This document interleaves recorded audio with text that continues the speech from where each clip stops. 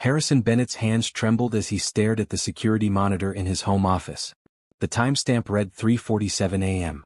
On the screen, his new caregiver Imani Washington stood in the nursery with his 3 paralyzed babies. But she wasn't checking diapers or adjusting blankets.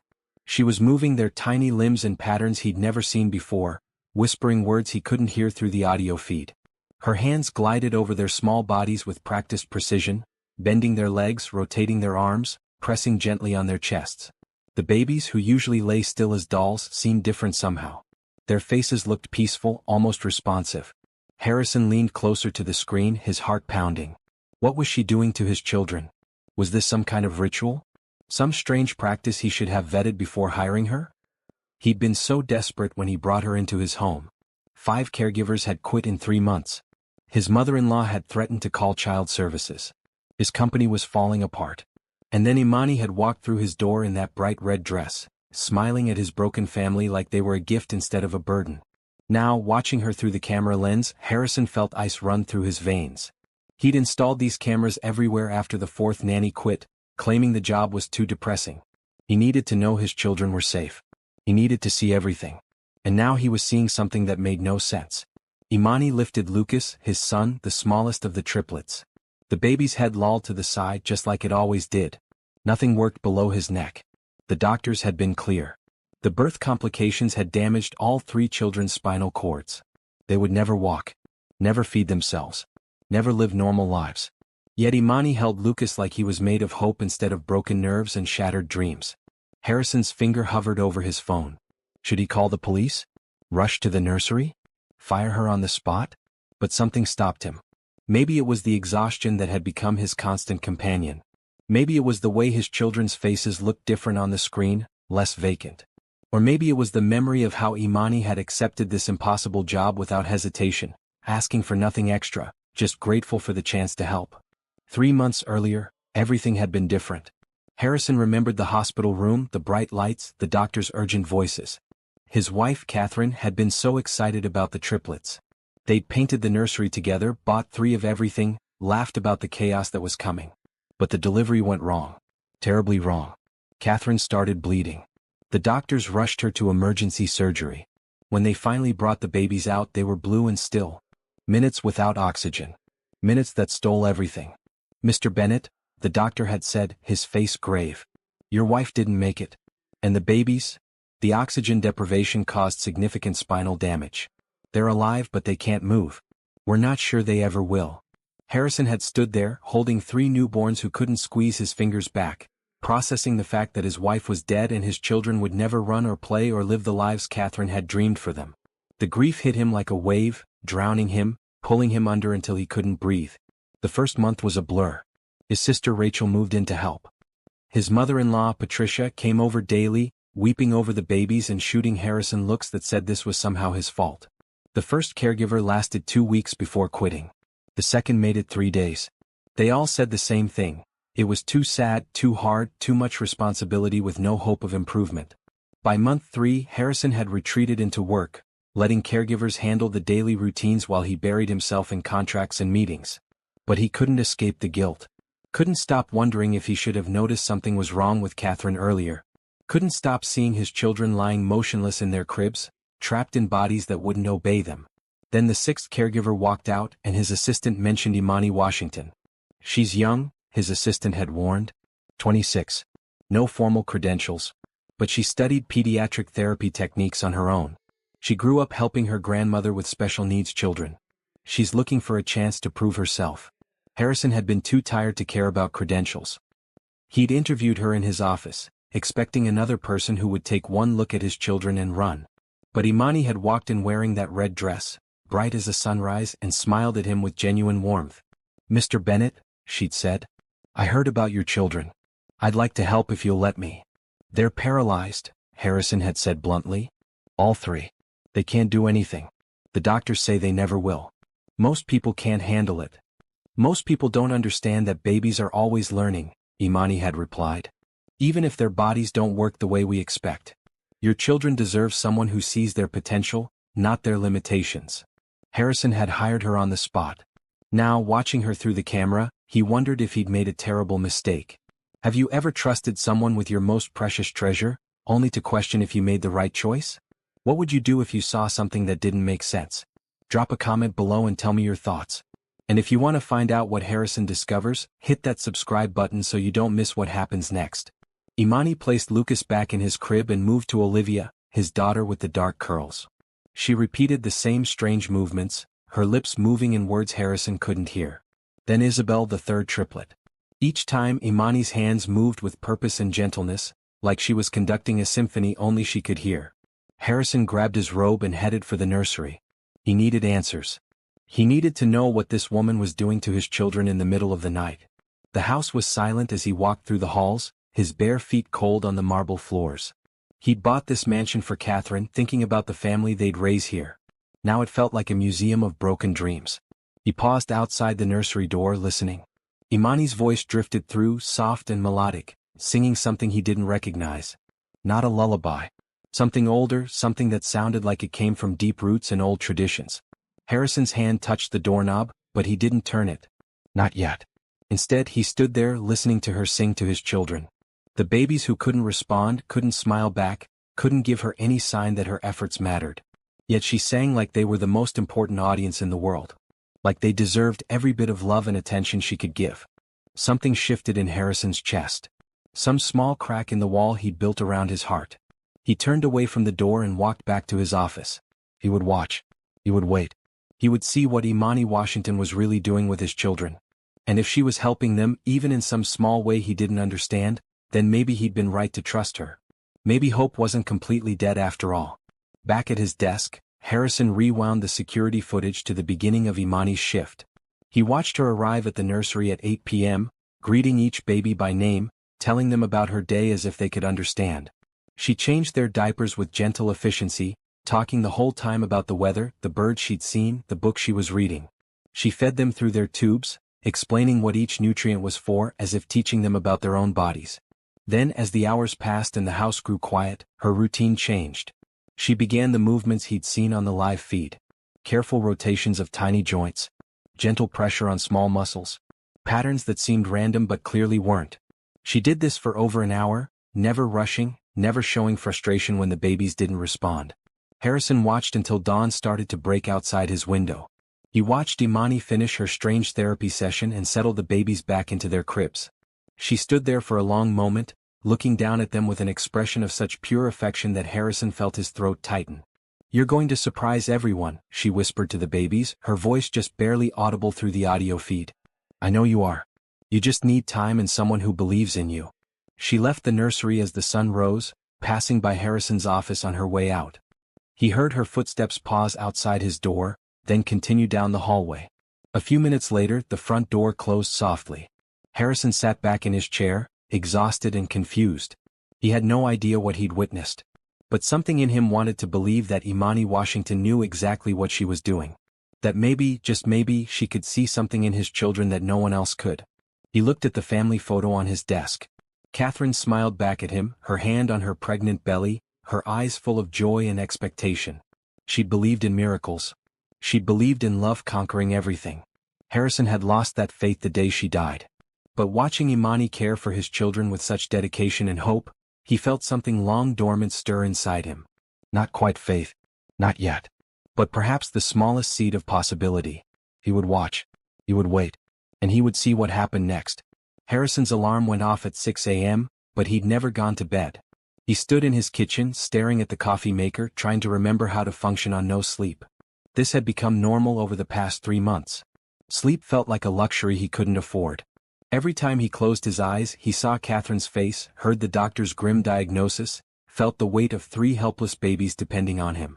His phone buzzed. Another message from Patricia, his mother-in-law. She sent them constantly now, always with the same theme. He wasn't doing enough, the babies needed better care, Catherine would be disappointed in him. Harrison deleted it without reading past the first line.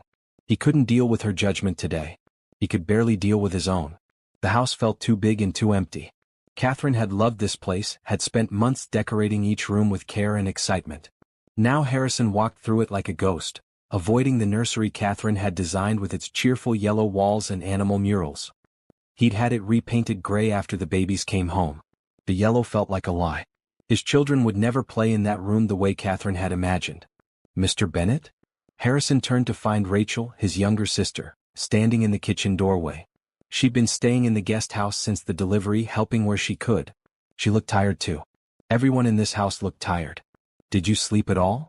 Rachel asked, pouring herself coffee. Some, Harrison lied. I was working. Harrison, you can't keep doing this. You're going to collapse. The company can survive without you for a while. Your children need you present, not just physically here but actually here. I am here, Harrison said, his voice sharper than intended. I'm doing everything I can. Rachel gave him a look that said she didn't believe him. The new caregiver starts today, right? Imani? She started last night, Harrison corrected. I wanted her to get used to the night routine. And? How did it go? Harrison thought about what he'd seen on the monitors. I'm not sure yet. Rachel studied him carefully. You set up more cameras, didn't you? I need to know they're safe. You need to trust someone eventually, Rachel said gently. You can't watch them every second of every day. You'll lose your mind. I already lost everything that mattered, Harrison muttered. Rachel set down her coffee and pulled him into a hug. Harrison stood stiffly in her embrace, fighting the urge to pull away. He didn't deserve comfort. Didn't deserve sympathy. His wife was dead. His children were broken. And it was his job to somehow keep everyone going despite the impossibility of it all. Catherine wouldn't want you to drown in guilt, Rachel whispered. She'd want you to love those babies. Really love them. Not just provide for them. Harrison pulled back. I do love them. Do you? Or do you see them as reminders of what you lost? The question hit harder than any of Patricia's accusations. Harrison turned away, unable to answer. Because Rachel was right. Every time he looked at Olivia, Isabel and Lucas, he saw Catherine's death. Saw the life they should have had vanishing like smoke. How could he bond with children who represented such profound loss? His phone rang.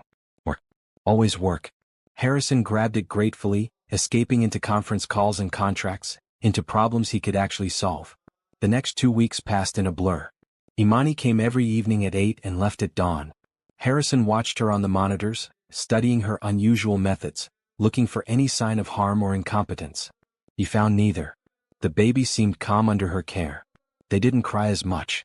Their sleep patterns improved. But they still didn't move. Still didn't respond. Still lay in their cribs like beautiful, broken dolls. Harrison's mother-in-law visited on a Tuesday, sweeping into the house with her usual air of judgment and grief. Patricia looked at the babies with tears streaming down her face, then turned her anger on Harrison. They should be in a facility, she said. Somewhere with real medical professionals. Not some random girl you hired off the street. Imani has training, Harrison replied, keeping his voice level. And they're better here. This is their home. Their home. Patricia's laugh was bitter. This is a tomb. You've turned it into a gray, joyless tomb. Catherine made that nursery beautiful, and you painted over it like you were erasing her memory. I'm doing the best I can, Harrison said through gritted teeth. Your best isn't good enough. My daughter died bringing these babies into the world and you can't even look at them without flinching. I see it, Harrison. You can barely stand to be in the same room with them. The accusation hung in the air, true and cutting. Harrison had no defense. Patricia was right. He avoided the nursery. Avoided holding his children. Avoided everything that made the pain real and immediate. If you won't care for them properly, Patricia continued, then I'll petition for custody. They deserve better than this. She left before Harrison could respond. He stood in the empty hallway, her threat ringing in his ears. Could she actually take his children? Did he even have the right to keep them when he could barely function as their father? That night, Harrison sat in his office with a glass of whiskey he wouldn't drink, staring at the security monitors. Imani arrived right at 8, wearing a bright green dress this time. She seemed to own nothing but colorful clothes, each one a rebellion against the gray world Harrison had created. She went straight to the nursery, greeting the babies with her usual warmth.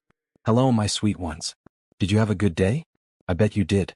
I bet you've been growing stronger even if no one else can see it yet. Harrison watched her lift Olivia, cradling his daughter against her chest. Olivia's head lolled limply, but Imani didn't seem discouraged.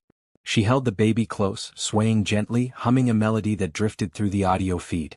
Your daddy is scared, Imani told Olivia softly. He doesn't know how to love you without hurting. But he will. I know he will. Because you're impossible not to love. Harrison's hand tightened around his glass. How dare this stranger presume to understand his feelings? How dare she act like love was simple when everything in his life had shattered? But even as anger flared, he couldn't look away from the screen.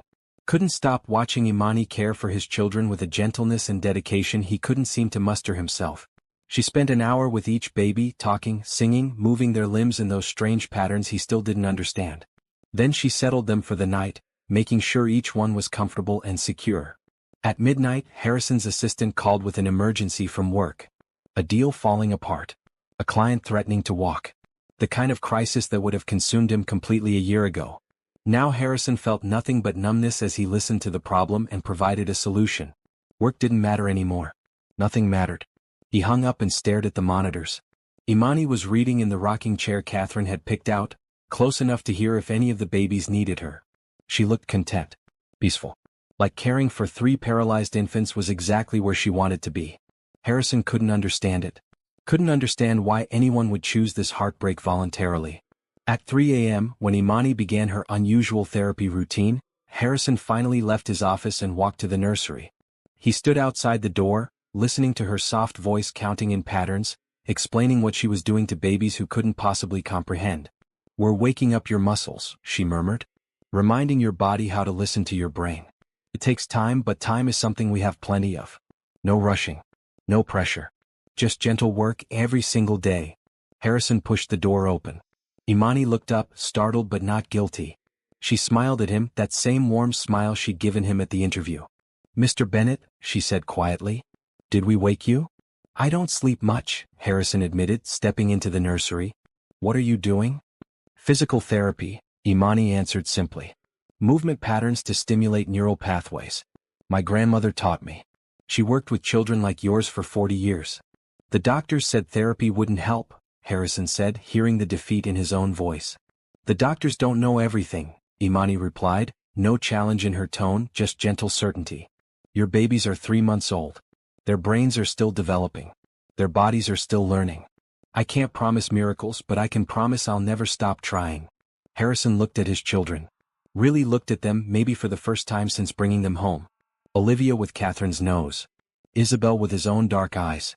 Lucas with the tiny dimple in his chin that matched Harrison's father. They were people. Small, vulnerable people who deserved more than his grief and avoidance. "Can you teach me?" The words came out before Harrison could stop them. "The therapy?" Imani's face lit up with genuine joy. "Of course. I'd love to teach you." Harrison sat down next to her, and for the first time in 3 months, he held his son without feeling like he was drowning. Imani guided his hands, showing him the gentle movements, explaining the purpose of each one. Lucas lay quiet in his arms, his small face peaceful. "He knows you're his father," Imani said softly. "He feels your love even when you can't express it." Harrison wasn't sure he believed that. But sitting there in the quiet nursery with this woman who refused to give up hope, he felt something shift inside him. Not healing. Not yet. But maybe the very beginning of it. The smallest crack letting light into his darkness. When dawn came and Imani prepared to leave, Harrison walked her to the door. "Thank you," he said, the words inadequate but sincere. "For what?" Imani asked. "For not quitting. For believing in them when I can't." Imani squeezed his hand briefly. "You can believe, Mr. Bennett. You just have to give yourself permission." She left, and Harrison stood in the doorway watching the sunrise paint the sky in shades of pink and gold. Colors he hadn't noticed in months. Colors that reminded him life continued even when it felt impossible. He went back to the nursery where his children slept. He pulled a chair close to their cribs and sat down to watch them, really watch them, not through a camera lens but with his own eyes in the same room. They breathed steadily, their small chests rising and falling in perfect rhythm. They were alive. They were his. And maybe, just maybe, they deserved a father who did more than survive. Harrison reached out and touched Olivia's tiny hand. Her fingers were soft and warm. She didn't grasp back, couldn't grasp back, but that was okay. He would hold on enough for both of them. For the first time since Catherine died, Harrison felt something other than crushing despair. It wasn't hope, not quite. But it was possibility. And possibility was a start. 3 days after his late-night conversation with Imani, Harrison made a decision. He cleared his schedule, told his assistant to handle everything that wasn't absolutely critical, and prepared to be present. Really present. Not watching through screens but actually participating in his children's lives. Rachel was shocked when he told her. "You're taking time off?" she asked, eyebrows raised. "Actual time off?" "The company can survive without me for a while," Harrison said, echoing her earlier words back to her. "My children need me here." Rachel's eyes filled with tears, but she blinked them away quickly. "Catherine would be so proud of you." The mention of his wife still hurt, a sharp pain in his chest that never quite faded. But Harrison was learning to breathe through it, to let the grief exist without letting it consume him completely. That evening, when Imani arrived in a bright blue dress, Harrison met her at the door instead of retreating to his office. "Mr. Bennett," she said, surprised but pleased. "Is everything all right?" "Everything is fine," Harrison assured her. "I was hoping I could join you tonight. Learn more about what you're doing with the babies." Imani's smile could have lit the whole house. "I would love that." They went to the nursery together. Harrison had spent the afternoon in there, sitting with his children, talking to them awkwardly at first but with growing ease. He told them about their mother, about how much Catherine had wanted them, how excited she'd been. He told them about his own childhood, his parents, the lake house where he'd spent summers as a boy. He talked until his voice grew hoarse, and the babies had listened in their silent way, and Harrison had felt a connection he'd been too afraid to seek before. Now, with Imani there, he watched her begin the evening routine. She checked each baby carefully, not just for obvious needs but for subtle signs of discomfort or distress.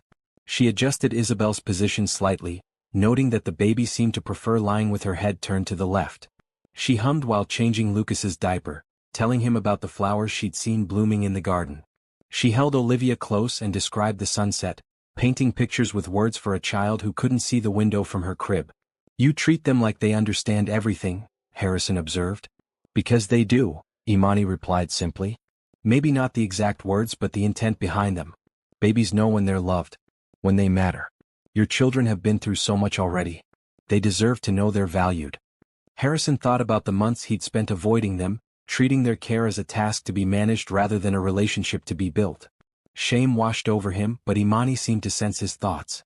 "You're here now," she said gently. "That's what matters. Not yesterday or last month. Right now." She showed him how to do the feeding tubes properly, how to position each baby to prevent discomfort. Then came the physical therapy. Imani was patient and thorough, demonstrating each movement multiple times until Harrison felt confident enough to try himself. "Like this?" he asked, carefully rotating Lucas's tiny ankle. "Perfect," Imani encouraged. "You're a natural." Harrison doubted that, but he appreciated her kindness. They worked in comfortable silence for a while, the only sounds the baby's quiet breathing and the soft music Imani played from her phone. It was peaceful in a way Harrison hadn't experienced since before Catherine got pregnant. Not the peace of numbness but the peace of purpose. "Can I ask you something?" Harrison said after a while. "Of course. Why did you take this job?" "Most people run from situations like this. They can't handle the sadness, the lack of progress. But you walked in like it was exactly what you wanted." Imani was quiet for a moment, her hands gentle on Isabel's legs. "I had a younger brother," she finally said. "His name was Jordan. He was born with a degenerative muscle disease. Doctors said he wouldn't live past 5 years old. Everyone looked at him and saw tragedy. But my grandmother, she saw a child who deserved love and joy for however long he had." "What happened to him?" Harrison asked softly. "He lived until he was 12, Imani said, her voice full of love and sorrow. 7 years longer than anyone predicted. And those years were beautiful. Hard but beautiful. My grandmother taught me that every life has value, regardless of how it looks from the outside. She taught me these therapy techniques. Old methods passed down through generations. Not all of them work, but some do. And even when they don't, the time spent in loving care is never wasted." Harrison felt his throat tighten. "I'm sorry you lost your brother." "I'm grateful I had him," Imani corrected gently. "And I'm grateful for the skills my grandmother gave me. I believe I was meant to use them to help others. When your assistant reached out, I knew this was where I needed to be." They continued working, and Harrison found himself watching Imani as much as he watched his children. She moved with such confidence and grace, turning what could have been a clinical task into something that felt almost sacred. She sang softly while she worked, melodies Harrison didn't recognize but found soothing. "What are you singing?" he asked. "Old songs," Imani replied. "My grandmother used to sing them. She said music helps the body remember how to move, how to feel, how to heal." "Do you really think they can heal?" The doctors were pretty definitive. Imani met his eyes steadily. "I think doctors know a lot but they don't know everything.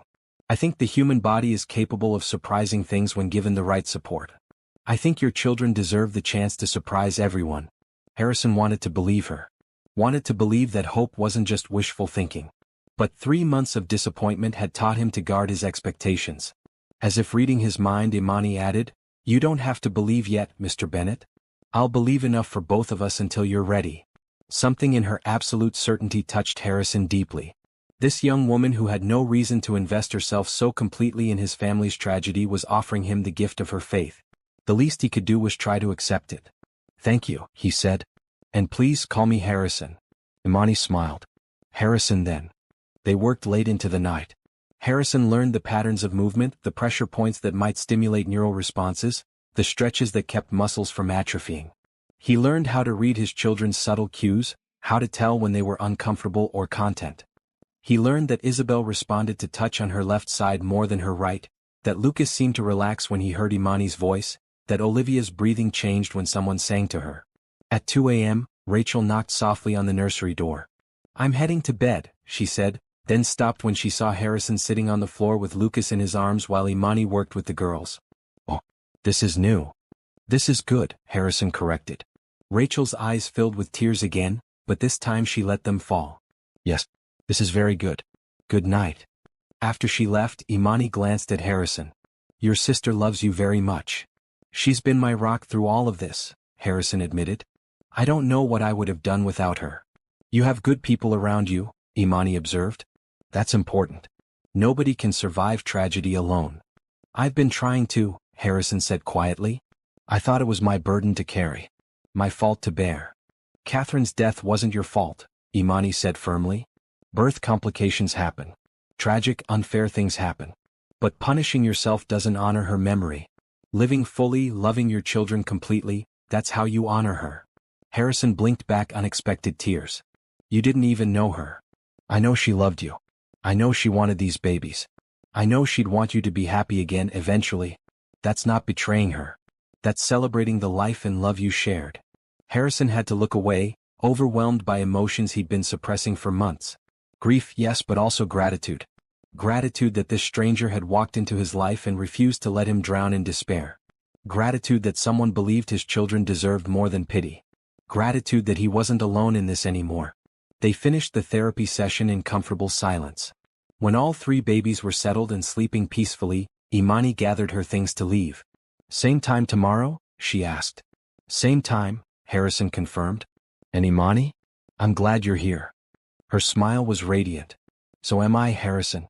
So am I." After she left, Harrison didn't retreat to his office.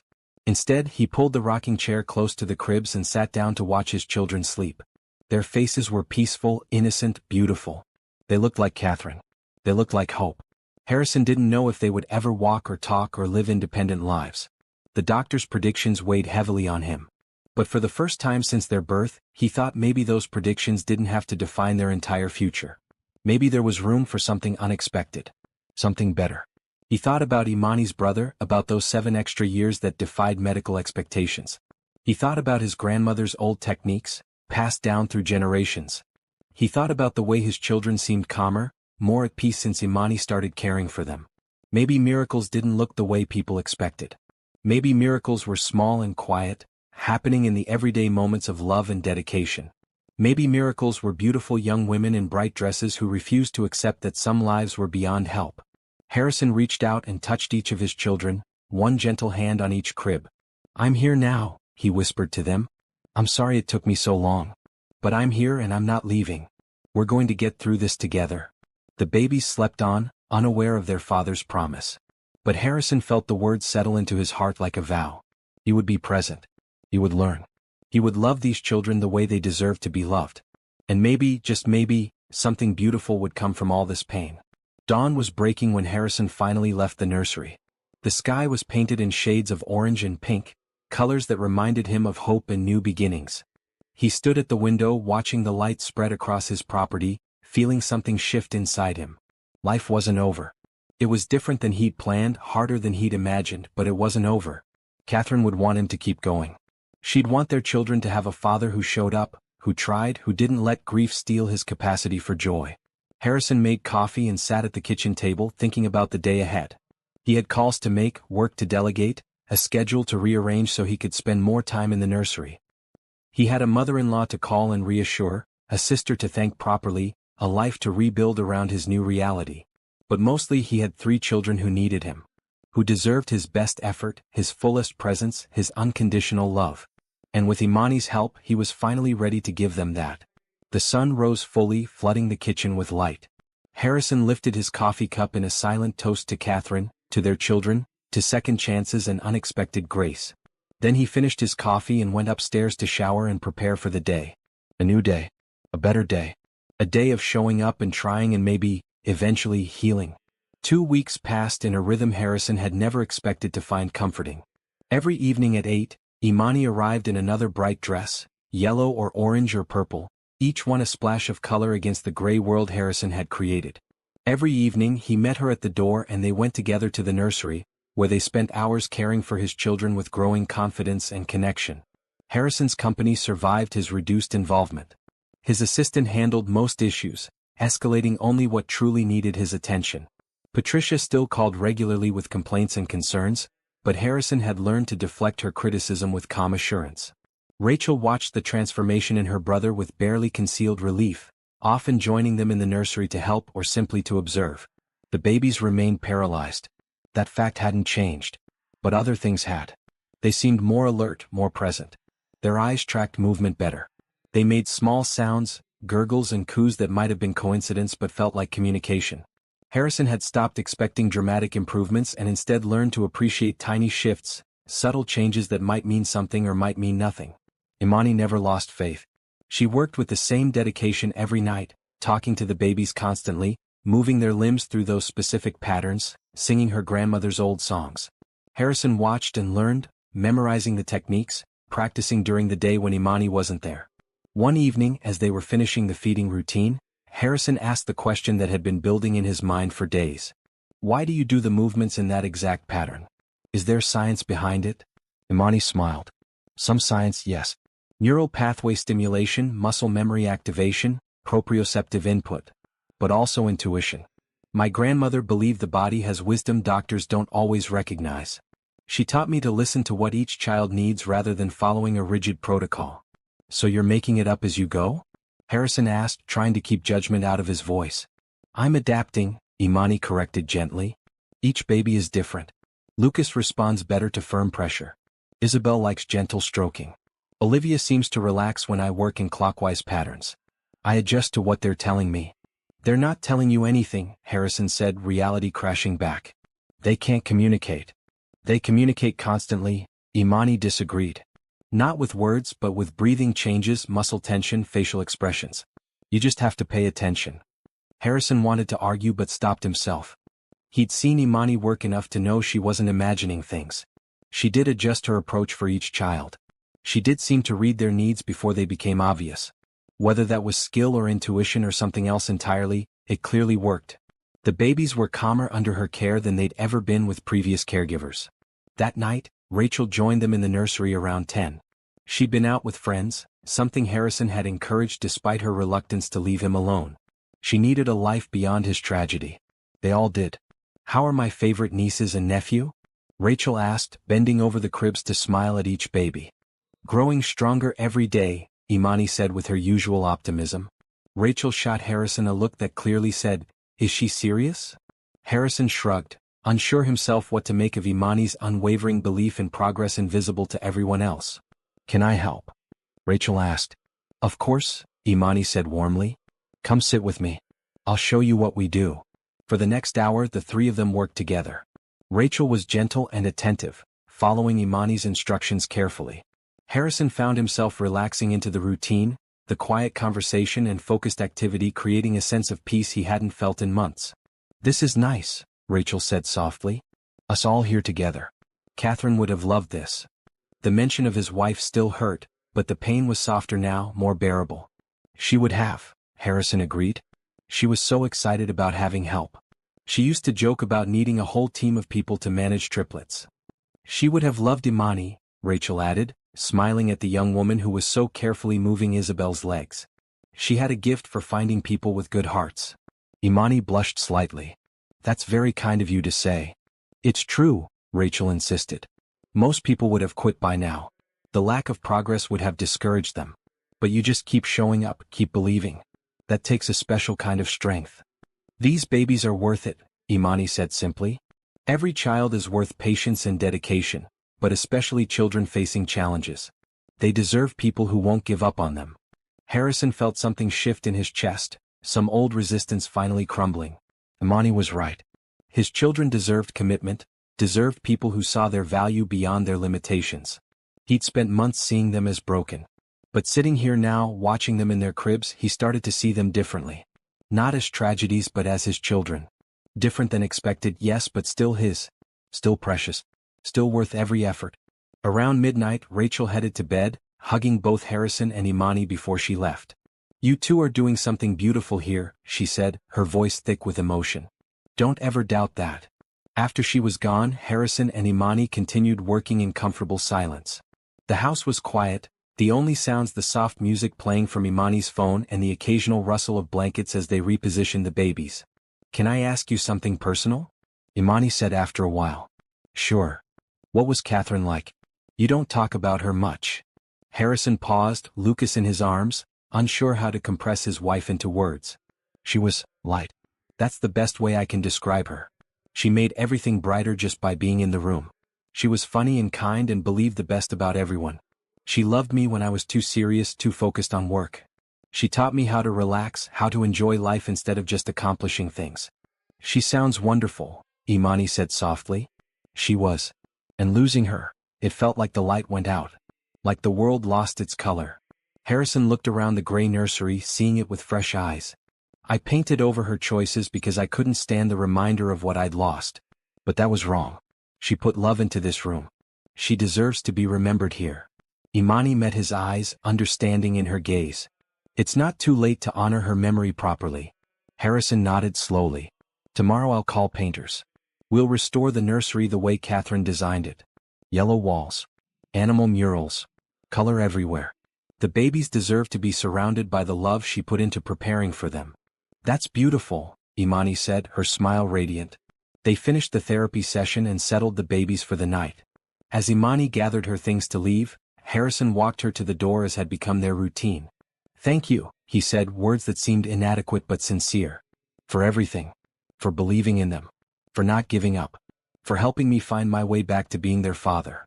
You were always their father, Imani replied gently. You just needed time to grieve and heal. There's no shame in that. She left, and Harrison stood in the doorway watching her car disappear down the driveway. Then he went back inside to his office, but instead of opening his laptop, he pulled out the photo albums Catherine had started before she got pregnant. Pictures of them traveling, celebrating, building a life together. Pictures of her laughing, her face bright with joy. Pictures of happiness that felt both close and impossibly distant. Harrison let himself remember. Not the death, not the loss, but the life they'd shared.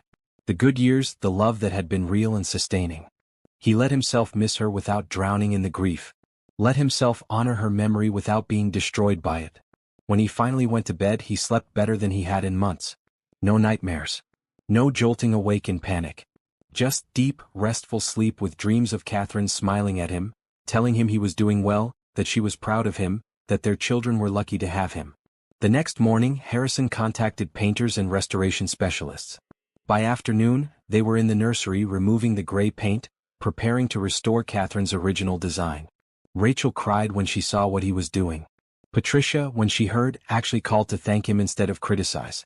Catherine would be so happy, Patricia said, her voice breaking. She spent weeks planning that nursery.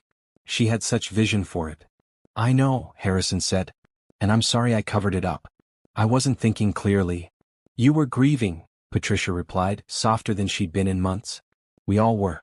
But this is how we honor her. By creating beauty for her children. It took 3 days to fully restore the nursery. Yellow walls bright as sunshine.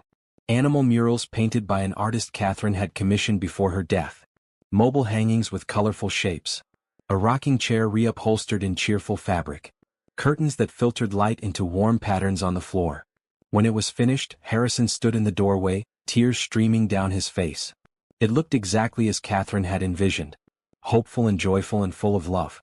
That evening, when Imani arrived in her bright red dress, Harrison led her to the nursery with a sense of anticipation. She stepped inside and gasped, her hands flying to her mouth. "Harrison," she breathed. "It's beautiful. It's perfect. Catherine designed it," Harrison said. "She wanted our children surrounded by color and life. I was wrong to erase that. Wrong to let my grief steal their chance to be in the space she created for them."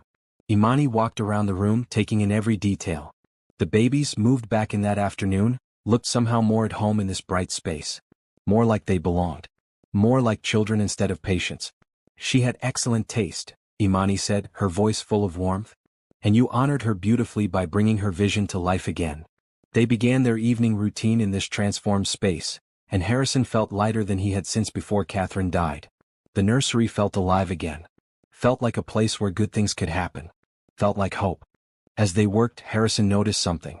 Maybe it was wishful thinking, maybe it was the effect of the brighter environment, but the babies seemed more responsive. Olivia's eyes followed the mobile above her crib. Lucas made soft sounds that might have been contentment. Isabel's breathing changed when Imani sang, like she was listening. "Do you see it?" Imani asked quietly. "I think so," Harrison admitted. "Or maybe I'm just wanting to see it." "Trust yourself," Imani encouraged. "Trust your instincts as a father. You know your children better than you think you do." Harrison wanted to believe her. Wanted to believe that the small changes he thought he saw were real and not just desperate imagination. But hope was still a fragile thing, easily crushed by reality's weight. Still, sitting there in Catherine's bright, beautiful nursery with his 3 children and this remarkable young woman who refused to accept defeat, Harrison felt something he hadn't felt in a very long time.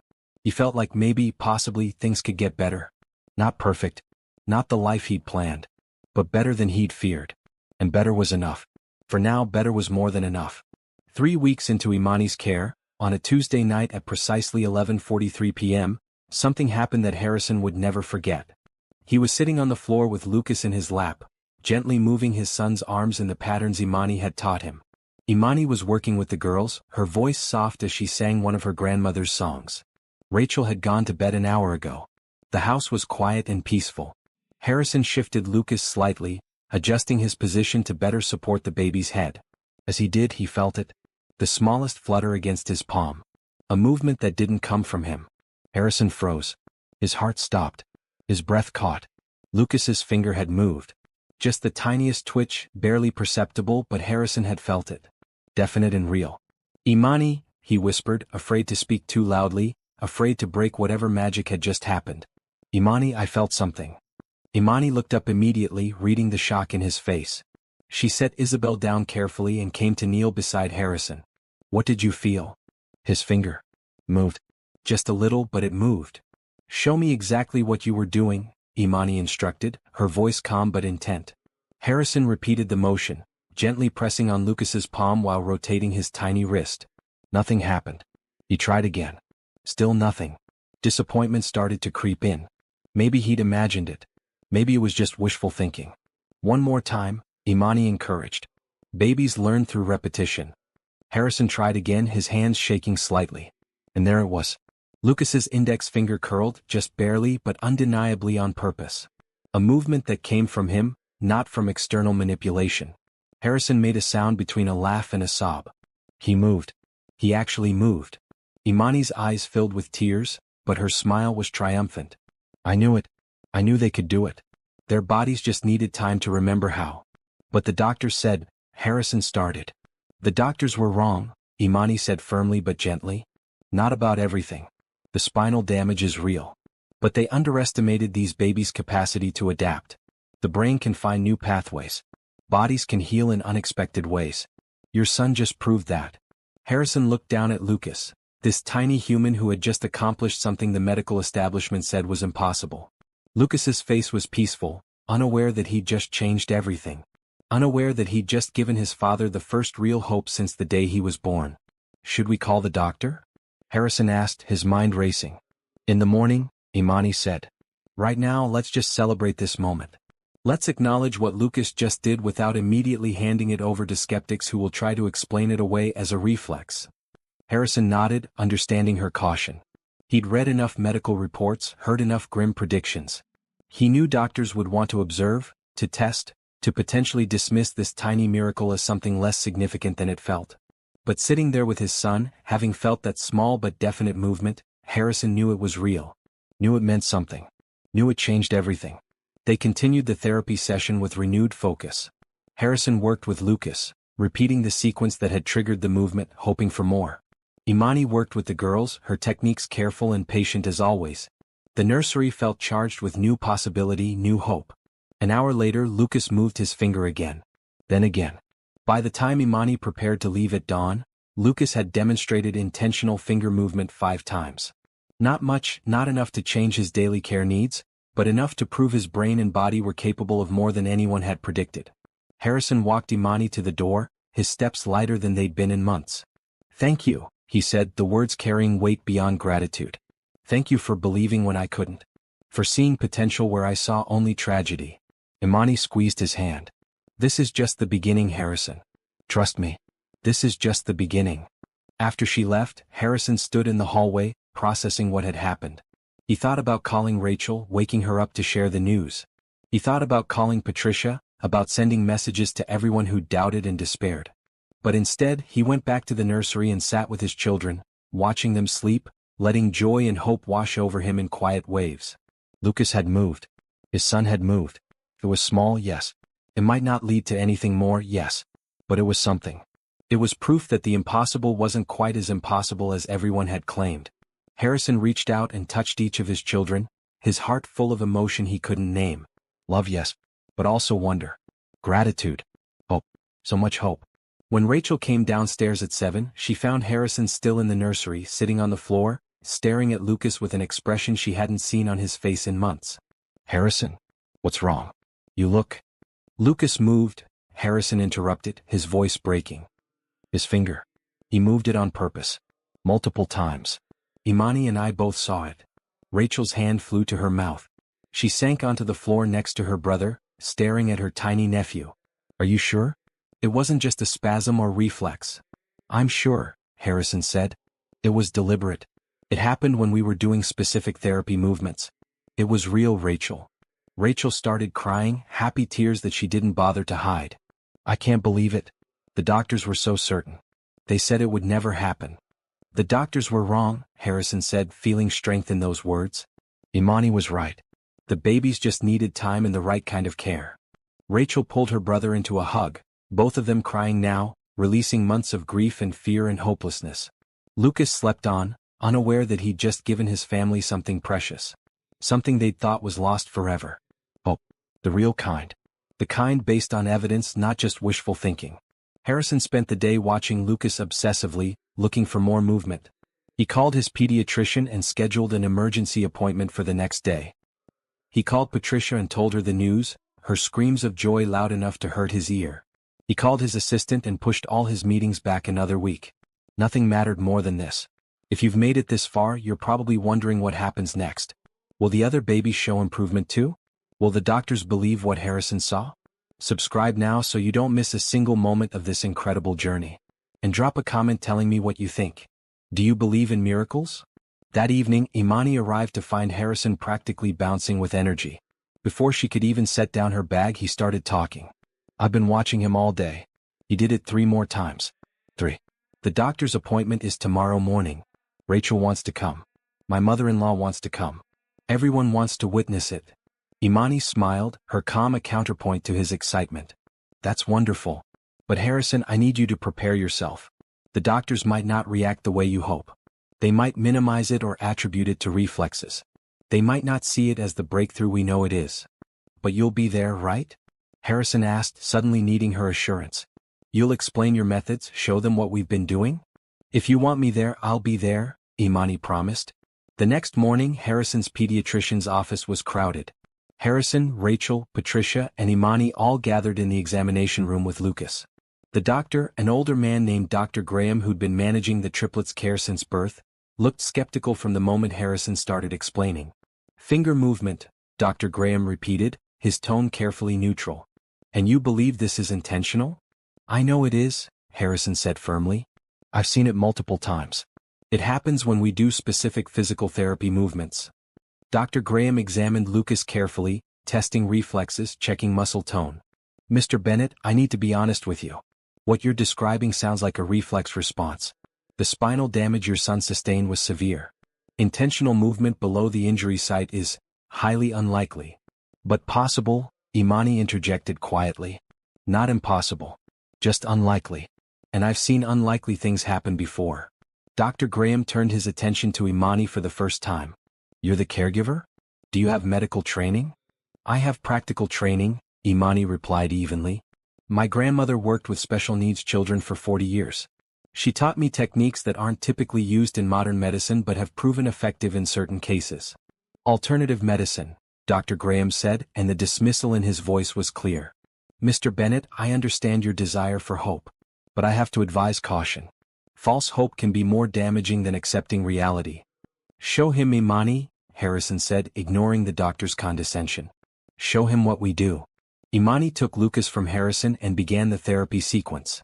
She moved with practiced confidence, her hands gentle but firm, talking to Lucas the whole time, explaining each movement. The room fell silent as everyone watched. 5 minutes passed. Then 10. Nothing happened. Harrison felt panic rising. What if it didn't work with an audience? What if Lucas decided right now to stop showing progress? Sometimes it takes time, Imani said calmly. Bodies don't perform on command. But I promise you, Dr. Graham, this baby has intentional movement capacity. I'm sure you believe that, Dr. Graham said not unkindly.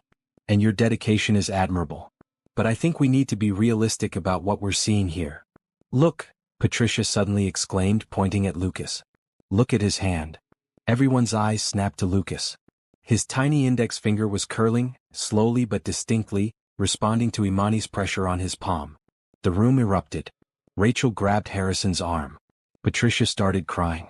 Harrison felt vindication wash over him like a wave. Dr. Graham leaned in closer, his professional skepticism wavering. Do that again, he instructed Imani. She repeated the sequence. Lucas's finger moved again. And again. Again the movement came. Small but undeniable.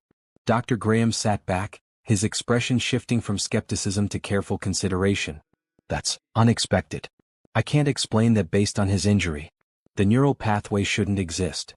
But it does, Imani said simply. The brain is capable of remarkable adaptation, especially in infants. Lucas is finding new ways to communicate with his body. Dr. Graham was quiet for a long moment. Finally he said, I'd like to run some tests. Neural scans, response mapping. If what you're saying is true, this could have significant implications for how we understand infant neurology. Run whatever tests you need, Harrison said. But we're continuing the therapy. Imani knows what she's doing. Dr. Graham nodded slowly. I can see that. Miss Washington, I'd like to learn more about your techniques. Would you be willing to document your methods? Of course, Imani agreed. I want to help any way I can. They scheduled follow-up appointments and tests. As they left the office, Harrison felt like he was walking on air. Dr. Graham had believed them. More than that, he wanted to understand how this was happening. The skepticism had turned to scientific curiosity. In the parking lot, Patricia hugged Imani tightly. Thank you, she said, her voice thick with emotion. Thank you for not giving up on my grandchildren. For seeing what no one else could see. They made it easy, Imani replied warmly. They're fighters, all three of them. Harrison drove home with Lucas secured in his car seat, Rachel and Imani following in another car. His mind raced with possibilities. If Lucas could move his finger, what else might be possible? Could he eventually gain more motor control? Could the girls show similar progress? For the first time since Catherine died, Harrison let himself imagine a future different from the bleak picture the doctors had painted. Maybe his children wouldn't walk or run or live completely independent lives. But maybe they could have more than anyone had predicted. Maybe they could surprise everyone. That evening in the nursery, as they went through their usual routine, Harrison watched Imani work with Isabel and Olivia with renewed focus. Looking for signs, however small, of progress. And he found them. Tiny things he'd been too discouraged to notice before. The way Isabel's eyes tracked movement. The way Olivia's breathing changed when spoken to directly. The way both girls seemed more present, more aware than they had been weeks ago. Do you see it? Imani asked, echoing his thoughts. Do you see how much they're growing? I see it, Harrison confirmed. I see everything now. They worked late into the night, hope fueling their efforts. The nursery, with its bright yellow walls and colorful murals, Felt like the perfect environment for small miracles. Felt like a place where impossible things could happen. When Imani finally prepared to leave at dawn, Harrison walked her to the door as always. But this time before she could leave he caught her hand. "I don't know how to thank you properly," he said. "You've given me back my children. Given me back hope. Given me back myself." Imani smiled, her face radiant in the early morning light. "You did that yourself, Harrison. You chose to be present. To try. To believe. I just showed you what was already there." She left, and Harrison stood in the doorway watching the sunrise. The world looked different now. Brighter. Fuller. Possible in ways it hadn't been before. He went back inside to his children, who were just starting to wake up. He picked up Lucas, holding his son close, feeling the warmth of his small body. "You're amazing," he whispered to the baby. "You're all amazing. And we're going to prove everyone wrong together." Lucas made a soft sound, almost like agreement. Harrison smiled, tears streaming down his face. Happy tears. Grateful tears. Tears of a father who'd been given an unexpected gift. Hope. Real, tangible, evidence-based hope. And it was the most beautiful thing he'd ever received. The weeks following Lucas's breakthrough passed in a blur of medical appointments, therapy sessions, and growing connection. Dr. Graham ran extensive tests on all three babies, documenting their neural responses and physical capabilities. While the results couldn't fully explain how Lucas was moving his finger, they did show unusual patterns of brain activity that suggested adaptation was occurring. "The brain is still largely a mystery," Dr. Graham admitted during one appointment. "We understand some pathways, but infant neurology, especially in cases of trauma, can surprise us. What you're doing with physical therapy seems to be stimulating growth we didn't think was possible." Harrison took satisfaction in the doctor's revised opinion, but he didn't gloat. He simply focused on what mattered: his children and their care. As the calendar turned to May, spring brought warmth and renewal. The garden that Catherine had loved so much burst into bloom. Harrison found himself spending mornings outside with the babies, talking to them about the flowers, the birds, the changing weather. Things he would have dismissed as pointless before. Now he understood that every experience, every word, every moment of engagement mattered. Imani continued arriving each evening in her signature bright dresses, now often in cheerful florals that matched the spring season. Harrison found himself looking forward to her arrival with an anticipation that went beyond just the therapy she provided. He enjoyed her company, her optimism, her gentle wisdom. She made the hard work feel less like a burden and more like a shared purpose. One evening in mid-May, after they'd settled the babies for the night, Imani and Harrison sat in the rocking chairs Catherine had picked out, drinking tea and talking quietly. Rachel had gone to visit friends and the house was peaceful. "Can I ask you something?" Harrison said, breaking a comfortable silence. "Always," Imani replied. "Why haven't you ever mentioned having a life outside this house? You're here every night. Do you have friends? Family? Someone special?" Imani smiled, a hint of sadness in her expression. "I have family. My parents live across town. I see them when I can. As for someone special, no. There was someone once, but he didn't understand my calling. He thought working with special needs children was too depressing, too limiting. We wanted different things." "I'm sorry," Harrison said. "Don't be. It taught me what I need in a partner. Someone who understands that love isn't just about happiness and ease. Sometimes love is showing up when things are hard. Being present even when there's no obvious reward." Harrison felt those words settle into his chest. That's exactly what Imani had been doing for his family. Showing up. Being present. Loving his children without expecting anything in return. "You're remarkable," he said quietly. "I hope you know that." Imani blushed, looking down at her tea. "I'm just doing what feels right." "No," Harrison insisted. "You're doing more than that. You're saving us. All of us. I was drowning before you came. Couldn't see past my grief. Couldn't connect with my children. You showed me how to be their father again." "You were always their father," Imani said gently. "You just needed time to find your way." They sat in silence for a moment, something unspoken hanging in the air between them. Harrison felt it, a pull toward this woman who'd walked into his life during his darkest time. But he wasn't sure if what he felt was real or just gratitude, if he was ready for anything beyond the fragile stability they'd built together. As if sensing his confusion, Imani changed the subject. "Tell me more about Catherine. What did she like to do?" Harrison smiled, grateful for the redirect. "She loved gardening. Loved getting her hands dirty and watching things grow. She said it was proof that beautiful things could come from small beginnings. She'd spend hours out there planning and planting, talking to the plants like they were her children.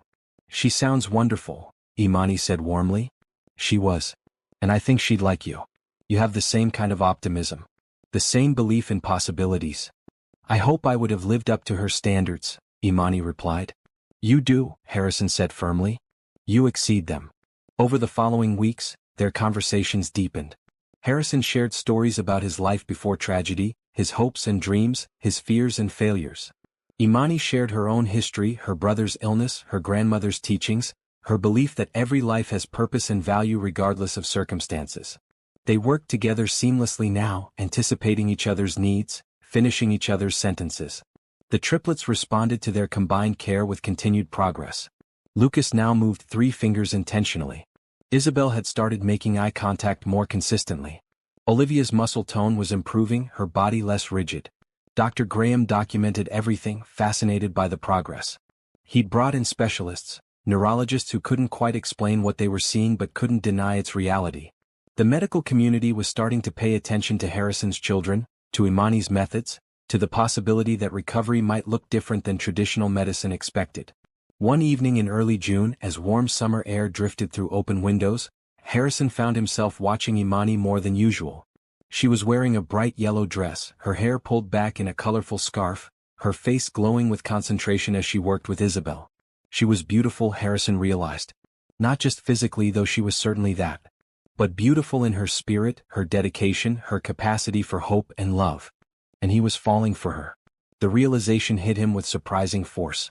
Somewhere between despair and hope, between grief and healing, he developed feelings that went far beyond gratitude or admiration. He cared about Imani Washington in ways that had nothing to do with his children's care and everything to do with who she was as a person. But was it too soon? Catherine had been gone less than 6 months. Was he betraying her memory by developing feelings for someone else? Was he confusing gratitude with love? Harrison wrestled with these questions as the evening progressed. Imani seemed to sense something was different, shooting him concerned glances but not pressing when he didn't explain. After the babies were settled, as they sat together in the nursery's rocking chairs with their usual tea, Imani finally asked, "Are you okay? You've been quiet tonight." Harrison took a deep breath, deciding to be honest. "I've been thinking about you. About us. About what this is becoming." Imani set down her tea, giving him her full attention. "And what is this becoming, Harrison?" "I don't know," he admitted. "I know I look forward to seeing you every day. I know I think about you when you're not here. I know you've become incredibly important to me, and not just because of what you do for my children." Imani's expression was gentle but guarded. "Those are big feelings, Harrison. Are you sure they're about me? Or are they about everything I represent? Hope, healing, moving forward." "I've asked myself the same question," Harrison said. "And honestly, I'm not completely sure.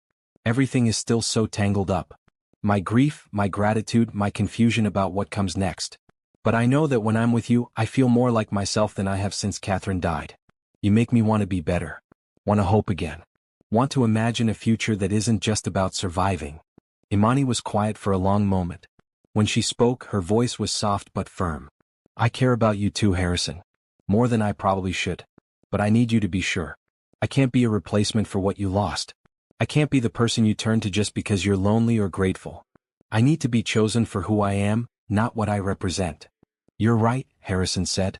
"And I'm not sure I can make that distinction yet. Everything is still too close, too complicated." "Then we wait," Imani said simply. "We continue as we are. We focus on the babies. We let ourselves heal. And if something real is meant to develop between us, it will happen in its own time. There's no rush." Harrison nodded, grateful for her wisdom. "Thank you for understanding. For not pushing or demanding clarity I can't give yet. We're building something important here," Imani replied. "For your children, yes, but also for ourselves. Let's not rush it. Let's let it unfold naturally." They finished their tea in comfortable silence, the unspoken feelings acknowledged but not acted upon. When Imani left at dawn, Harrison walked her to the door and squeezed her hand briefly. "Thank you," he said. "For everything." "Always," she replied, smiling. Over the next few weeks, their relationship shifted subtly. The attraction was acknowledged but not pursued, allowing it to exist without pressure or expectation. They continued working together but with a new awareness of each other. Small touches lingered longer. Eye contact held meaning beyond words. Silences felt charged with possibility. Rachel noticed, of course. One afternoon when Harrison was working in his office, she knocked and entered without waiting for permission. "You're in love with her," Rachel announced, no question in her voice. Harrison looked up from his laptop. "That's direct. Someone has to be. You're walking around with this look on your face like you've discovered something precious but you're not sure if you're allowed to keep it. Is it too soon?" Harrison asked, needing his sister's perspective. "Catherine hasn't been gone that long." Rachel sat down across from him, her expression serious. "Harrison, there's no timeline for grief. No rule about when you're allowed to feel something for someone else. Catherine loved you. She'd want you to be happy again. She'd want our nieces and nephew to grow up with love and joy in their home. And if Imani can help provide that, if she makes you happy, Catherine would approve. But what if I'm just transferring my feelings? What if I'm confusing gratitude with love?" "Are you?" Rachel challenged. "When you think about Imani, what do you feel?" "Really feel?" Harrison thought about it carefully. "I feel lighter. Like the weight I've been carrying isn't quite so heavy when she's around. I admire her strength, her kindness, her unwavering faith. I respect her intelligence and skill. I enjoy her company beyond just what she does for the babies. When she smiles, I feel happier. When she leaves, the house feels emptier. Is that love? I don't know. But it's something real. Something separate from just being grateful for her help." "Then trust yourself," Rachel said. "You're allowed to move forward. You're allowed to feel hope and happiness again. And Imani, she's special. Anyone can see that. If you have a chance at something good with her, don't let guilt or fear stop you from pursuing it." Harrison absorbed his sister's words, feeling some of his confusion clear. Rachel was right. Catherine would want him to be happy.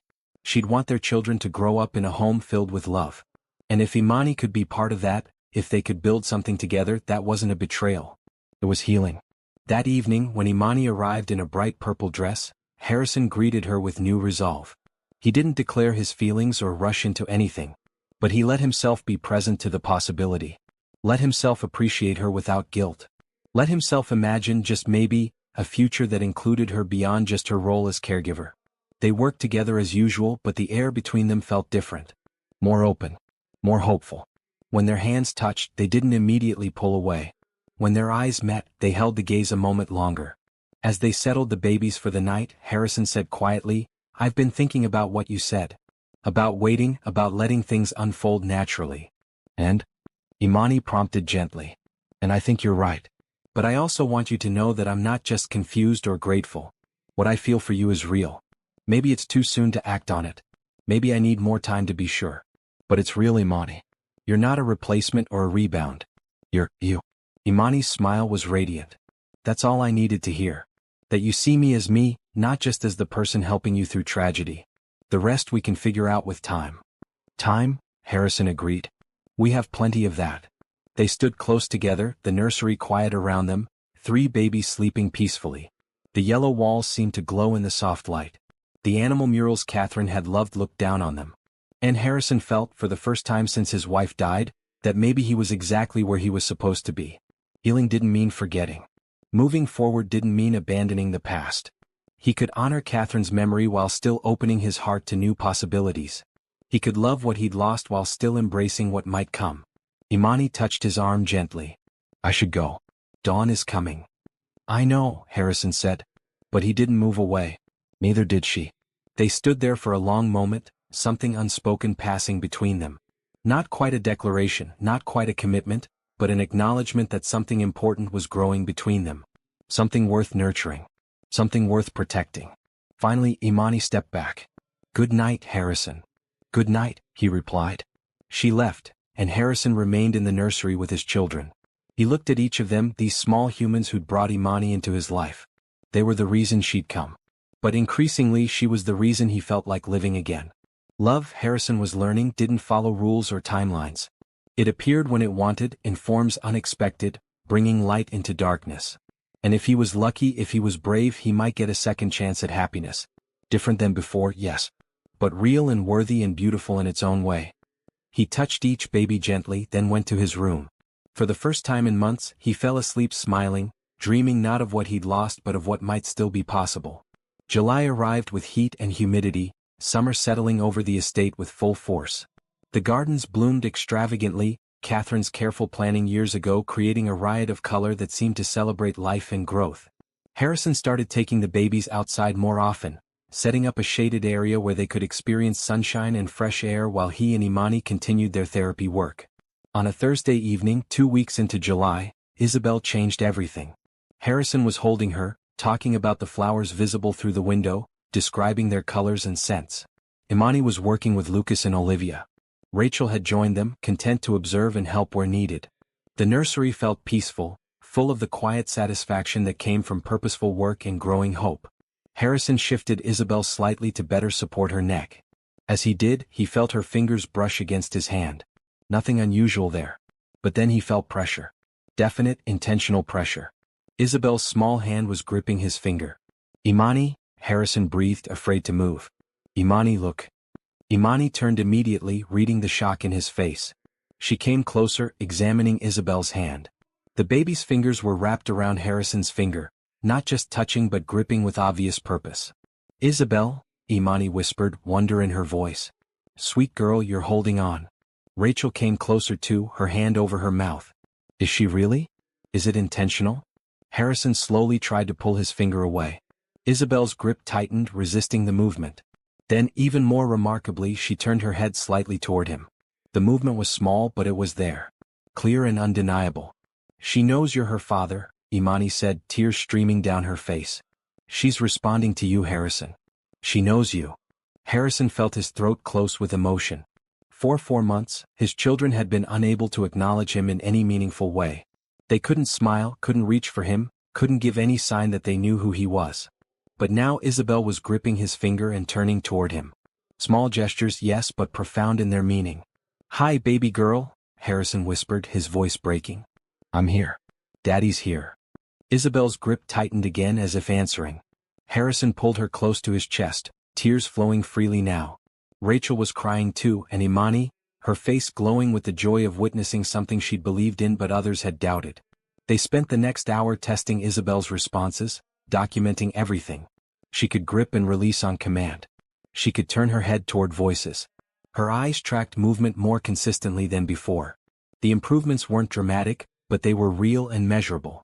"This is incredible," Rachel said, filming everything on her phone. "Dr. Graham has to see this." They called the doctor immediately, despite the late hour. Dr. Graham, to his credit, answered and listened carefully to Harrison's excited explanation. "Bring her in first thing tomorrow morning," he said. "I want to run full assessments. If what you're describing is accurate, this could change how we understand infant spinal injury recovery." That night, after Imani left and Rachel went to bed, Harrison sat in the nursery with his 3 children. He held Isabel close, marveling at her new capabilities. Then he held Lucas, who continued his finger movements. Then Olivia, who seemed more alert than she'd been weeks ago even without dramatic breakthroughs. "You're all fighters," Harrison told them. "Every single one of you. And we're going to keep fighting together. Keep working. Keep believing." The next morning, Dr. Graham's office was full again. Not just with Harrison's family, but with specialists he'd called in. Neurologists, pediatric therapists, researchers interested in developmental recovery. Isabel performed beautifully, demonstrating her new skills for a room full of astonished medical professionals. "This shouldn't be possible," one neurologist said, not unkindly. The damage to her spinal cord was documented. Significant. And yet here she is, showing motor control that her injury should prevent. "The brain is adaptive," Imani said firmly, her voice calm despite the attention. "Especially in infants. Neural pathways can reform. Connections can develop in unexpected ways. These babies aren't defying medicine. They're demonstrating how much we still don't understand about human recovery capacity." The specialists tested all 3 babies, documenting Lucas's finger movements, Olivia's improved alertness, Isabel's gripping and head turning. They ran scans, checked reflexes, mapped neural responses. The results were consistent. All 3 babies were showing improvements that medical science couldn't fully explain but couldn't deny. By the end of the appointment, Dr. Graham pulled Harrison aside. "I owe you an apology. When you first came to me talking about progress, I was skeptical. I should have trusted your observations as their father. And I should have trusted Miss Washington's expertise, even if it comes from non-traditional sources." "Thank you," Harrison said. "That means a lot." "I'd like to document this case formally," Dr. Graham continued. Write a paper, present findings at conferences. With your permission, of course. This could help other families facing similar situations. Other children who might benefit from these alternative therapy approaches. Do whatever helps other people, Harrison agreed immediately. If our story can give other families hope, share it freely. The news spread quickly. By that evening, Harrison's phone was ringing constantly. Media outlets wanting interviews. Medical facilities requesting information. Other parents of children with spinal injuries asking for help, for hope, for the name of the miracle worker who'd made the impossible possible. Harrison fielded calls while Imani worked with the babies as usual, seemingly unfazed by the attention. When he finally joined her in the nursery, he found her singing to Olivia, her voice gentle and soothing. "You know you're about to become famous?" Harrison said. "Everyone wants to know about your methods, your techniques, your grandmother's wisdom." Imani shrugged, smiling. "I'm not interested in fame. I'm interested in helping children. If sharing what I know can do that, wonderful. But I'm not looking for recognition or glory." "You deserve both," Harrison insisted. "What you've done for my family, for my children, it's extraordinary." "What we've done together," Imani corrected. "You did the hard work, Harrison. You chose to be present. You chose to believe. You chose to put in the hours, the effort, the emotional investment. I just showed you the path. You walked it yourself." Harrison shook his head, but he was smiling. "Always so humble. Can't you just accept that you're amazing?" "I'm doing what I'm meant to do," Imani replied. "That doesn't make me amazing. Just purposeful." Over the following weeks, the attention intensified. Reporters came to the house. Camera crews filmed the nursery, the therapy sessions, the babies demonstrating their new skills. Harrison gave interviews, always making sure to credit both Imani and his children's own fighting spirits. Imani gave interviews too, though reluctantly, explaining her grandmother's techniques and her belief in the body's capacity for adaptation and healing. Patricia came to visit, apologizing tearfully for her earlier criticisms. "I was wrong," she said, hugging Harrison tightly. "I thought you weren't doing enough. But you were doing exactly what needed to be done. You were trusting the right person, giving your children the best possible chance." "We all just want what's best for them," Harrison replied graciously, letting go of old resentments. Through it all, the babies continued improving.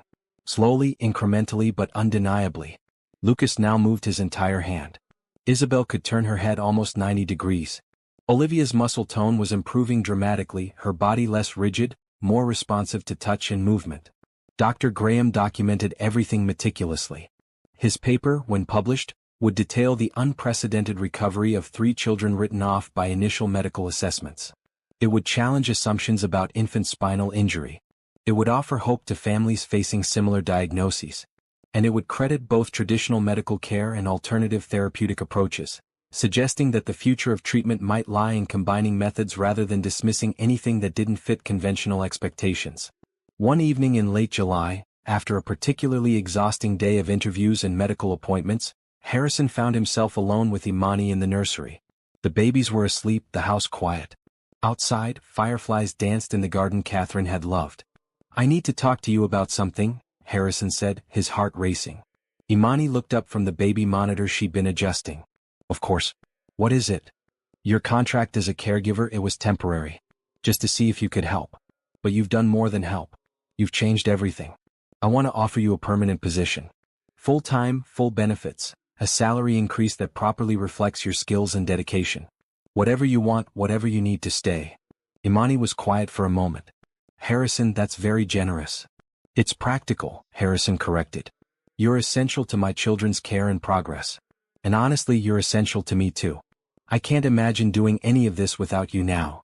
"Okay," Imani said simply. "I accept. Gratefully. This has become more than a job to me too. Your children, your family, they're part of my heart now." Harrison felt relief wash over him. He'd been worried she might refuse, might feel like the attention and pressure were too much. But she'd accepted without hesitation, and he was grateful beyond words. "There's something else," he said, his voice dropping lower. "Something personal." Imani's expression shifted, understanding dawning. "Harrison." "I know we said we'd wait," Harrison interrupted gently. "I know I needed time to be sure, to sort out my feelings. But Imani, I am sure. What I feel for you isn't gratitude. It's not grief looking for comfort. It's real and it's growing, and I can't pretend it isn't there anymore." "I feel it too," Imani admitted quietly. But I'm still concerned about the timing. About whether we're both emotionally ready for this. I'll never be completely healed from losing Catherine, Harrison said honestly. That grief will always be part of me. But I've learned that I can honor her memory while still moving forward. I can love what I had with her while still opening my heart to something new. And Imani, what we have, what we're building, it's not diminishing what I had with Catherine. It's different, separate, its own beautiful thing. Imani stepped closer to him, her eyes searching his face. Are you sure? Really sure? I'm sure, Harrison confirmed. I love you, Imani Washington. Not for what you've done, though I'm grateful for that. But for who you are. Your kindness, your strength, your unwavering belief in possibilities. You make me better. You make my world brighter. And I want you in my life, in my children's lives, not just as their caregiver but as more. Tears welled in Imani's eyes, but she was smiling. I love you too, Harrison. I tried not to. Tried to keep boundaries, keep things professional. But somewhere along the way you became more than just someone I worked for. You became someone I cared deeply about. Someone I could imagine building a future with. Harrison reached out and cupped her face gently. Can I kiss you? Yes, Imani whispered. He leaned in slowly, giving her time to change her mind, to pull away. But she didn't. Their lips met softly, tentatively at first, then with growing certainty. The kiss was sweet and full of promise, a beginning rather than a culmination. When they pulled apart, both were smiling through tears. This doesn't change anything with the babies, Imani said. Their care comes first. Always, Harrison agreed. But it matters too. We're allowed to have this. They stood close together, foreheads touching, breathing in sync. The nursery around them glowed with soft light, 3 babies sleeping peacefully, unaware that their father had just taken another step toward healing, toward hope, toward love.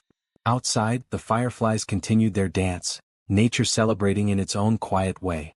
For 3 weeks, Harrison and Imani existed in a state of careful balance. Their relationship was no longer just professional, but they were cautious about letting their personal connection interfere with the baby's care. They were affectionate when alone, but focused and professional during therapy sessions. It felt right, this slow building of something real and lasting. Then August brought complications. It started with an article in a major newspaper. The headline read, "Miracle Babies or Medical Fraud. Family trusts unlicensed caregiver over doctors." Harrison read it with growing horror.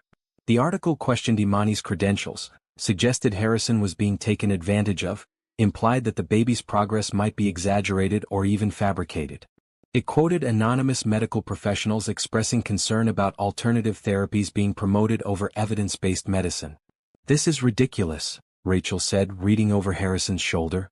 "They're questioning everything you've accomplished." "They're questioning Imani," Harrison corrected, anger building. "And they're wrong.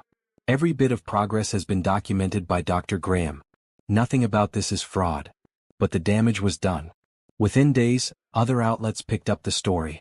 Social media debates raged between people defending alternative medicine and people insisting only traditional medical approaches were valid. Reporters camped outside Harrison's gates, looking for controversial angles. And Patricia called, her voice tight with worry. "Harrison, people are talking. They're saying you're risking your children's well-being by trusting this girl over proper doctors." "Imani isn't this girl," Harrison replied sharply. "She's a skilled therapist who's achieved results that proper doctors said were impossible. But she doesn't have formal credentials," Patricia pressed. "No degree, no license. What if something goes wrong? What if the progress isn't real?" "The progress is real," Harrison insisted.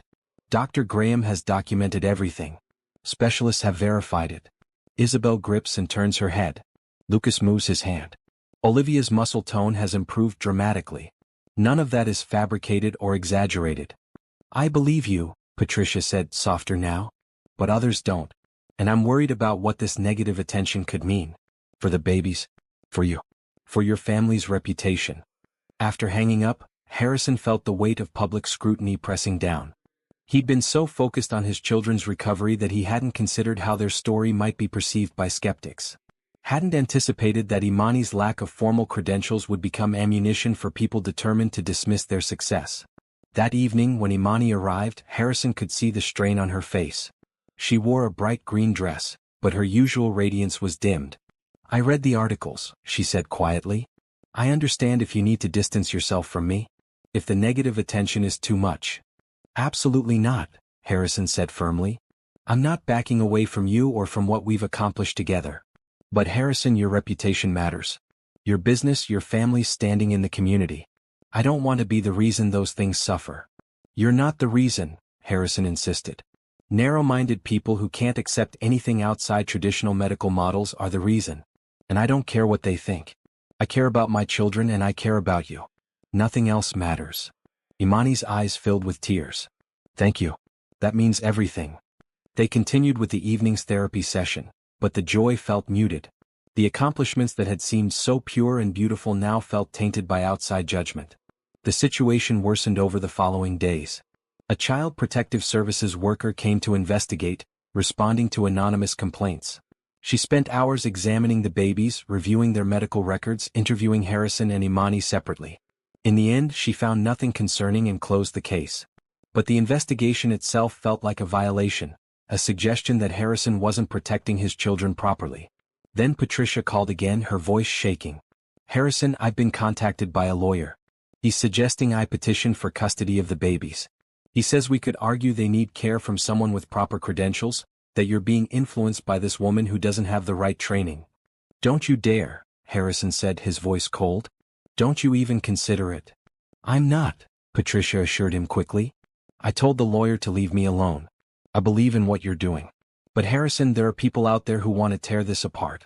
People who want to prove alternative medicine doesn't work, who want to discredit your success to protect their own beliefs about what's possible. Let them try, Harrison said grimly.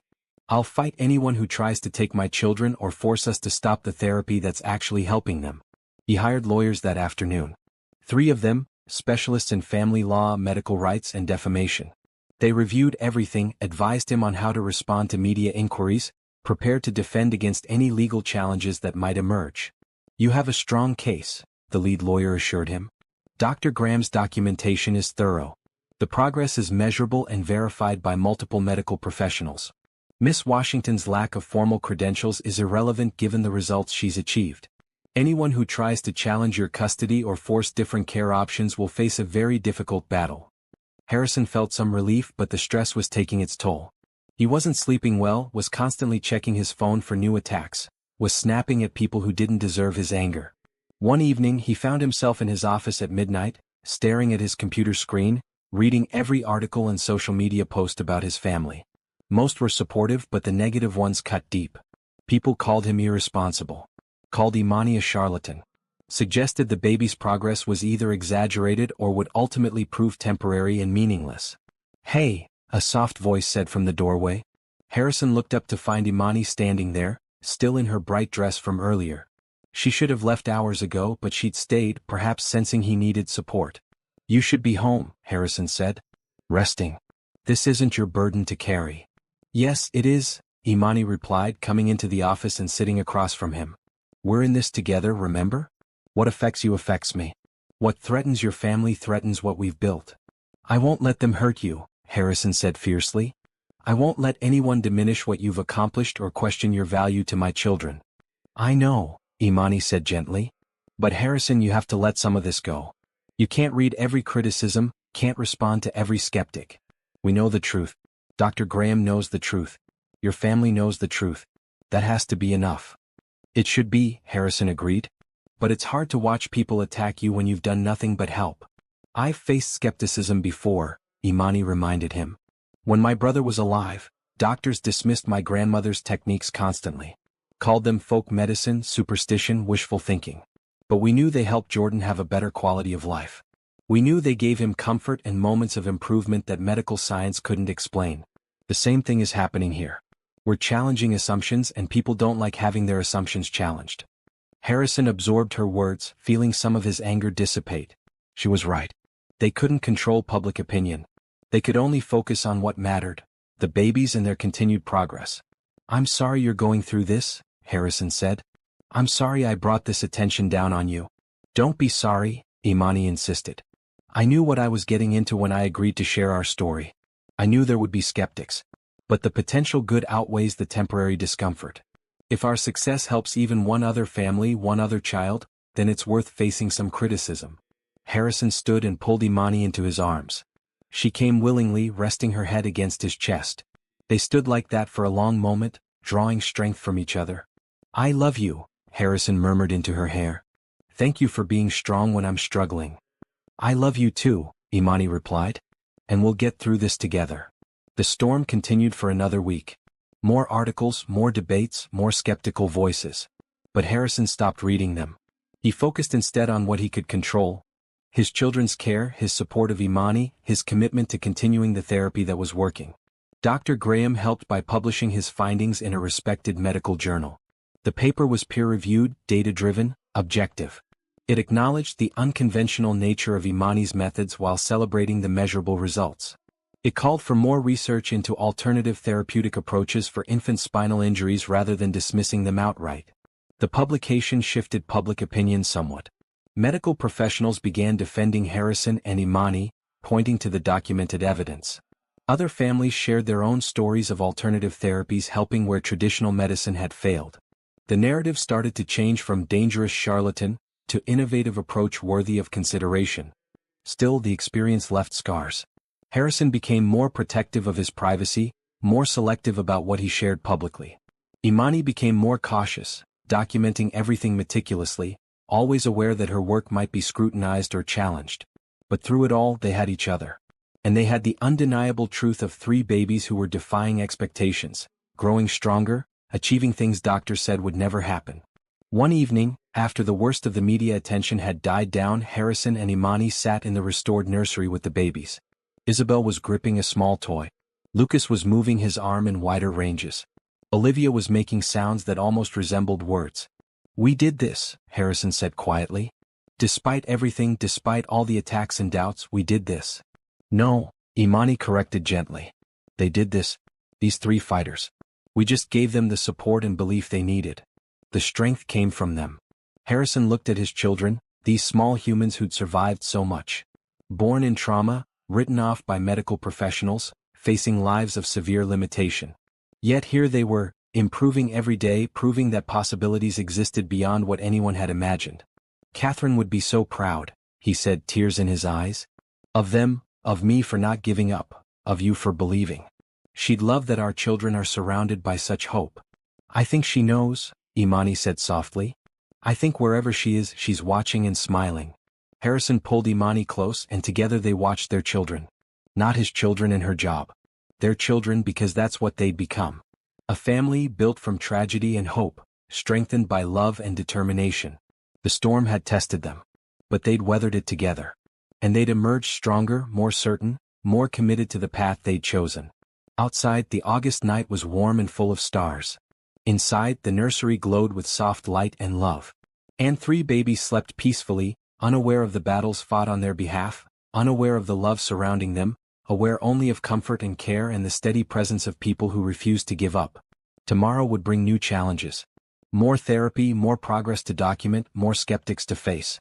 But tonight was for gratitude. For acknowledging how far they'd come. For celebrating not just the baby's improvements but the family they'd become in the process of fighting for those improvements. Harrison kissed the top of Imani's head. She squeezed his hand in response.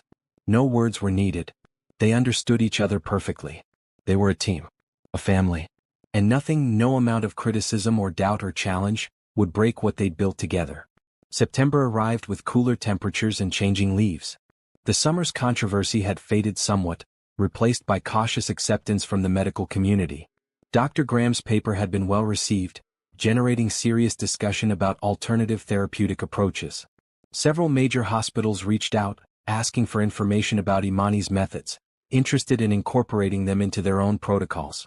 Life at the Bennett estate settled into a comfortable routine. Harrison had fully stepped back from daily company operations, trusting his leadership team to handle most decisions. His priority was his children and his relationship with Imani, which had deepened into something solid and sustaining. They talked about the future now, about what their family might look like, about possibilities that once seemed impossible. The babies continued improving. Isabel could now turn her head fully side to side. Lucas moved his entire arm intentionally. Olivia made distinct sounds, each one potentially the beginning of language. Dr. Graham monitored their progress closely, documenting every milestone, marveling at their continued development. One evening in mid-September, as autumn painted the garden in shades of gold and red, Harrison sat in his office reviewing some business contracts his assistant insisted needed his attention. It was nearly midnight. Imani was in the nursery with the babies, and Harrison planned to join her soon. But first he needed to approve these documents. His phone buzzed with a security alert. One of the nursery cameras had detected unusual movement patterns. Harrison frowned, pulling up the security feed on his computer. Imani was there as expected. But she was doing something he'd never seen before. All 3 babies were out of their cribs, positioned on the floor in a specific triangular arrangement. Imani moved between them in what looked like a choreographed pattern, her hands touching each baby in sequence, her lips moving in words the audio couldn't quite capture. Harrison's heart began to race. What was she doing? Why were the babies arranged like that? Why hadn't she mentioned planning something different tonight? He watched for several minutes. Imani's movements were precise, ritualistic almost. She would touch Isabel's forehead, then Lucas's chest, then Olivia's hands. Then she'd move in a circle, repeating the pattern. Over and over, her face intense with concentration. The babies weren't crying or distressed. But they weren't responding in their usual ways either. They lay still, almost unnaturally still, as Imani continued her strange routine. Harrison felt fear creep in, old doubts resurfacing. He trusted Imani. Loved her. Believed in her methods. But this looked different from the therapy he'd learned and participated in. This looked like something else entirely. He thought about the summer's criticisms, the articles questioning her credentials and methods. He defended her fiercely, dismissed every skeptic. But what if there was something he didn't know? Some aspect of her approach she'd been keeping hidden?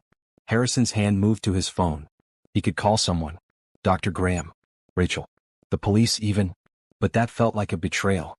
Imani deserved his trust. She'd earned it through months of dedication and love.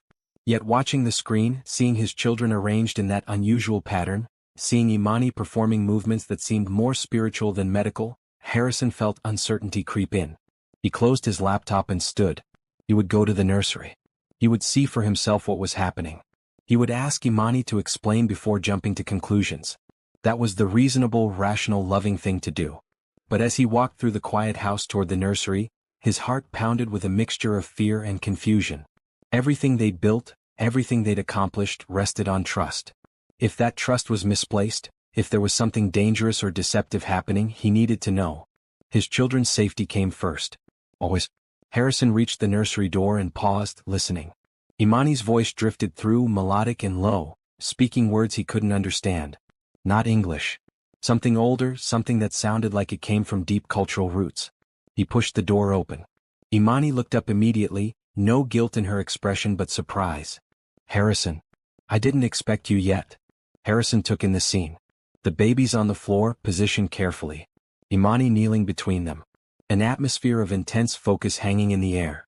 What are you doing? He asked, keeping his voice neutral. This isn't the usual therapy routine. Imani stood slowly, brushing off her bright blue dress. No, it's not. This is something different. Something I've been building toward. What do you mean? Harrison stepped closer, examining his children. They looked fine, peaceful even. But the arrangement still felt strange. Remember I told you my grandmother taught me techniques passed down through generations? Imani said, her voice calm and steady. Some of those techniques are about physical therapy. Moving muscles, stimulating nerves. But some are about energy. About helping the body remember its wholeness through patterns and intention. Harrison felt his skepticism rising. Energy work? That sounds like... Like what? Imani challenged gently. Like superstition? Like something that can't be real because Western medicine doesn't recognize it.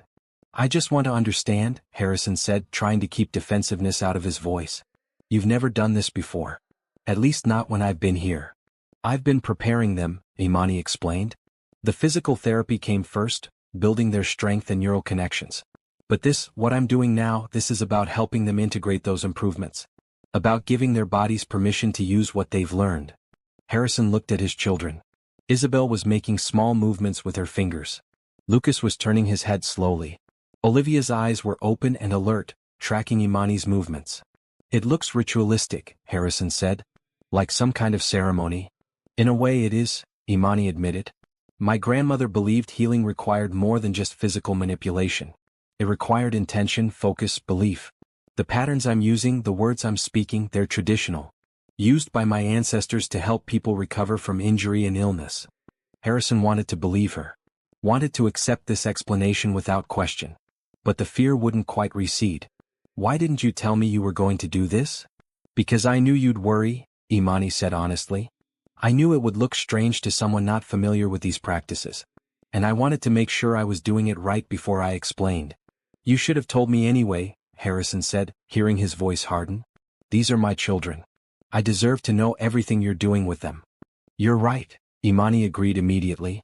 I should have communicated better. I'm sorry. The apology deflated some of Harrison's anger. Imani wasn't defensive or dismissive. She acknowledged his concerns, validated his right to know everything about his children's care. Can you explain what you're doing? Harrison asked, softer now. In detail? Imani nodded. Of course.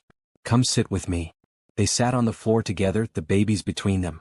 Imani began explaining the technique she'd been using. How positioning the children in specific patterns could help their nervous systems communicate better. How certain touch sequences, passed down through generations, seemed to stimulate healing responses. How the words she spoke, traditional phrases in her grandmother's language, were about intention and belief, about creating an atmosphere of healing and hope. Does it sound strange? Imani asked when she finished. Yes. Can I prove scientifically that it works? No. But I've seen it work. With my brother, with other children my grandmother helped. And I believe it can help your children too. Harrison listened carefully. Part of him wanted to dismiss this as wishful thinking, as superstition masquerading as therapy. But another part remembered all the times doctors had been wrong. All the predictions of permanent paralysis that were proving inaccurate. All the improvements traditional medicine couldn't explain. Show me, he said finally. Show me exactly what you're doing. Let me participate. Imani's face lit up with gratitude. Thank you for trusting me enough to stay open. She guided Harrison through the patterns, explaining the purpose of each position and touch. He followed her instructions, noting how the babies did seem to respond to the specific sequences. Isabel's grip strengthened. Lucas's movements became more purposeful. Olivia made sounds that might have been attempts at communication. You're saying this helps them integrate everything they've been learning?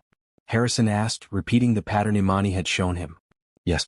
Think of it like defragmenting a computer. The improvements are there, but they're scattered, not fully organized. This helps everything come together, helps their bodies and brains coordinate better. They worked together for over an hour. Harrison's initial fear faded, replaced by curiosity and hope. Maybe this was exactly what his children needed. Maybe traditional approaches and alternative methods weren't contradictory but complementary. As dawn approached and they finally settled the babies back in their cribs, Harrison pulled Imani close. I'm sorry I doubted. Sorry I jumped to fear instead of trusting you. You were protecting your children, Imani said. I understand that. And you're right that I should have told you before tonight. We're partners in this. I can't keep things from you just because I think they might worry you. No more secrets, Harrison said firmly. Even if you think I won't understand, even if it sounds strange. I want to know everything. No more secrets, Imani agreed. They sealed the promise with a kiss, long and deep and full of renewed trust. When they pulled apart, both were smiling. So what happens now? Harrison asked. After this, integration work? We wait and see, Imani said. If it works the way I hope, the baby should show new levels of coordination and control.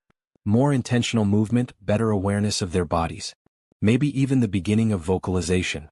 And if it doesn't work? Imani shrugged. Then we try something else. We keep adapting, keep learning, keep believing. That's all we can do. Harrison nodded, accepting her answer.